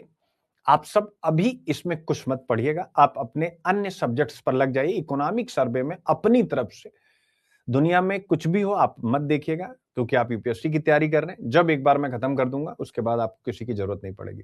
तो एक चीज यही, यानी आज का सेशन यही एंड होता है। इसके बाद जब कल अगला सेशन स्टार्ट होगा, यहां से हम चीजें आगे बढ़ाएंगे। Today's editorial on economic survey देख सकते हैं, यानी सारे एडिटोरियल भी यहां लग गए हैं जो आए हुए हैं। एक बार आपके सामने सरसरी निगाह से डाल देता हूं, जिससे आईक्यू आईपी यूपीएससी टोरियल भी यहीं कनेक्ट हो जाए। सर्वे प्रेडिक्ट्स अ बीट इंडिया ट्रबल्ड वर्ल्ड, यानी सर्वे में भारत कहा गया है कि भारत बहुत अच्छे भविष्य की ओर जा रहा है और दुनिया मुश्किल दौर में जा रही है। यानी आज का ये इकोनॉमिक सर्वे आप देख सकते हैं। सर्वे से बिना शर्त कैश ट्रांसफर को लेकर चिंताएं बढ़ी हैं। अब ये क्या चिंताएं, जिस पर हम बातचीत करेंगे। Grains to gigabytes unboxing India through FM's speech, यानी पूरी की पूरी उनकी जो स्पीच रही फॉरेन मिनिस्टर फाइनेंस मिनिस्टर की, उसकी समरी भी आपको करा दूंगा। और सब इसी में है, ये बताने की आवश्यकता नहीं है, ठीक है ना। तो ये सारी और ये पूरा आजादी के बाद से कैसे अभी तक 1947 से 1960 तक का पूरा। फिर इसके बाद 1961 से 1989 तक की पूरी एक जर्नी रही है, मतलब इकोनॉमिक सर्वे और बजट की। फिर 1991, 92, 94, 95, 99, 2000 की जर्नी रही है। फिर 2001 से 23, यानी इनमें हमारा फोकस किस पे रहा है, टेक्नोलॉजी पर रहा है, एग्रीकल्चर पर रहा है। तो ये सारे फेजेस बताए गए हैं 2013 तक का। उसके बाद फिर आएगा मोदी जी का फेज 2014-15 अरुण जेटली साहब, और 2024-25 निर्मला सीतारमण महोदय। तो एक एक चीज रखा गया है टाइमलाइन में, यानी कोई भी चीज आपके लिए कटौती नहीं, ये मत समझिएगा, मेरे कंटेंट में यही सब होता है, ठीक है ना। फिर इसके बाद एफआरबीएम पर सर्वे क्या कहता है देख सकते हैं, इसी पर physical responsibility and management act पर सर्वे। फिर इसके बाद सेकेंडरी स्कूल को लेकर के क्या कहता है, स्कूल एजुकेशन के बारे में। फिर इसके बाद मनरेगा को जो नए रूप में लाया जा रहा है उसके बारे में ये क्या कहता है। फिर इसके बाद मेरे प्यारे बच्चों, ये डिजिटल एडिक्शन, यानी जो आप चलते चलते मोबाइल फोन देखते हैं और मेंटल हेल्थ की जो प्रॉब्लम क्रिएट हो रही है उस पर भी बातचीत करता है। तो सारी चीजें आप देख सकते हैं। फिर इसके बाद आता है India is an oasis of stability in a turbulent world, यानी ये पहली स्लाइड जो इकोनॉमिक सर्वेयर साहब ने प्रेजेंट की हो वो ये है, आप यहां से देख सकते हैं मेरे प्यारे बच्चों, ठीक है ना। क्लियर है, पॉइंट इज क्लियर बच्चों। India is an oasis of stability in a turbulent world, economic survey. Oasis क्या है सोचिए आप, कल इस पर डिटेल चर्चा, हर एक शब्द पर चर्चा जो है इस्तेमाल किया गया। फिर इंडिया टू बिकम विकसित Bharat by 2047 despite strong global headwinds, यानी वैश्विक स्तर पर हमारे सामने चैलेंज है, लेकिन उसके बाद भी 2047 तक भारत विकसित भारत बनेगा। कैसे बनेगा आप देख सकते हैं। फिर चीफ इकोनॉमिक एडवाइजर ने वार्न किया है, यानी कि फ्रेजाइल ग्लोबल आउटलुक इन 2026, यानी कि ऑब्वियस है वैश्विक व्यवस्था संकट में रहेगी, ऐसा उन्होंने कहा और दिख ही रहा है आपको, हमको पहले से पता। स्वदेशी ऐसा होना चाहिए जो एक्सपोर्ट बढ़ाए, ना कि दीवारें खड़ी करे कि बाहर से कोई चीज हमारे यहां ना पाए। तो स्वदेशी को डिफाइन किया गया है बहुत अच्छे से, इसके पहले नहीं था। इसके पहले था कि प्रोटेक्शनिज्म। स्वदेशी को हम ऐसा समझ पा रहे थे, बहुत बारी लोग भी ऐसा समझ पा रहे थे, विश्लेषक भी। स्वदेशी मतलब कि हम केवल अपने यहां मैन्युफैक्चरिंग करेंगे, नहीं। स्वदेशी का मतलब होता है कि भाई हम दीवारें ना खड़ी करें। स्वदेशी का मतलब होता है हम बनाएं और बाहर बेचें। तो स्वदेशी क्या है, उसकी भी एक बेहतर डेफिनेशन और उसके बारे में। फिर 2027 में महंगाई की क्या स्थिति है, ग्लोबल रिस्क कैसे रहेंगे, 27 की बात भी हो रही है, फ्यूचर इकोनॉमी की भी।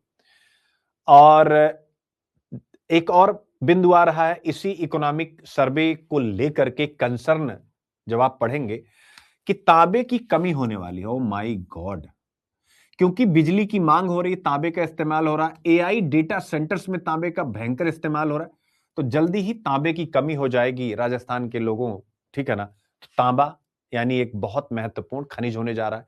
प्रीलिम्स का क्वेश्चन है कि डेटा सेंटर की वजह से निम्नलिखित में से कौन से धातु के जल्द ही समाप्त होने की आशंका इकोनॉमिक सर्वे में व्यक्त की गई है। बच्चा नहीं पढ़ा तो फंस जाएगा, हेडिंग ही करा दी।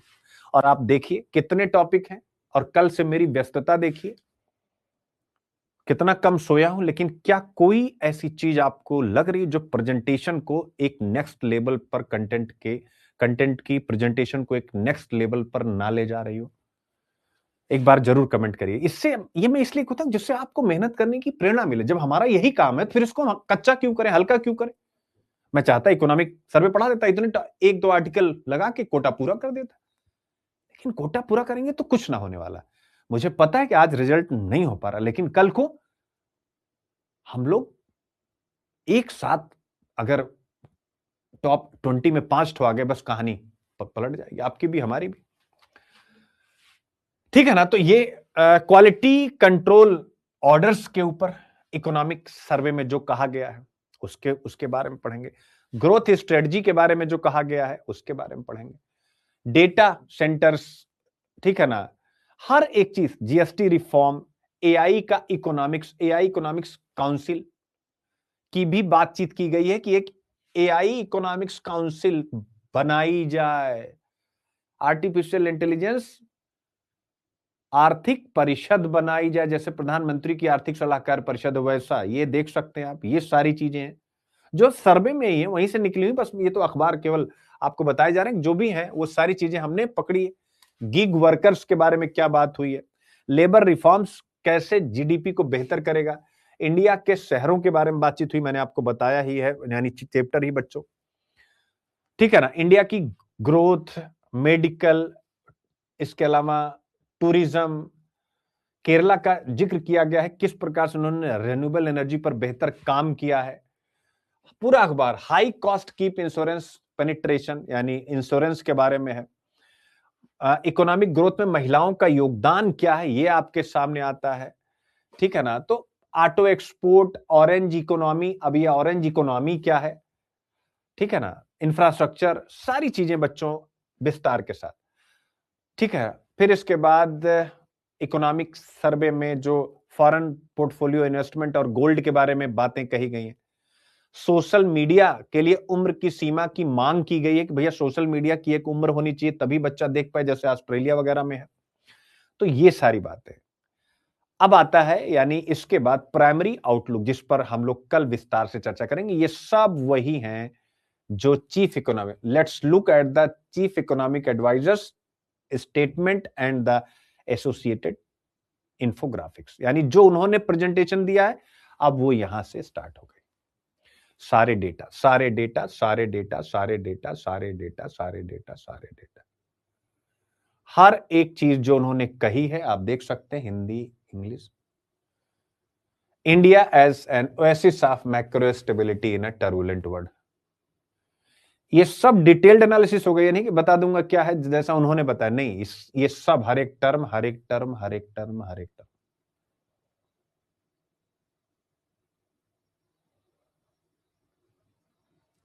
और आप देख लीजिए,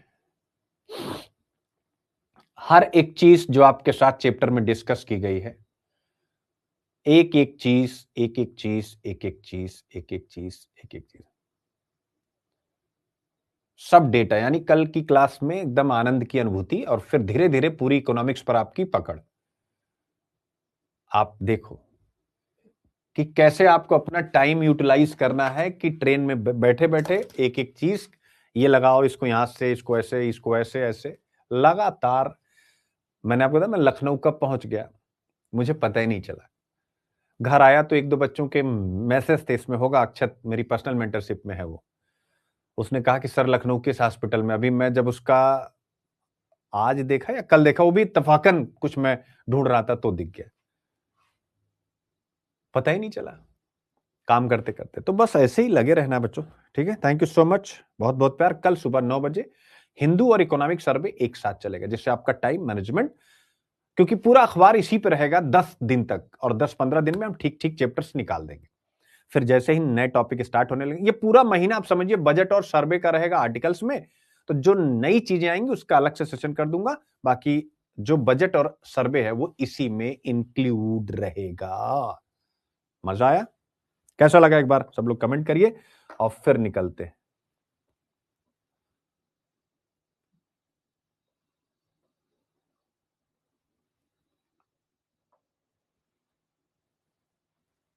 बोलो कैसा लगा प्रेजेंटेशन?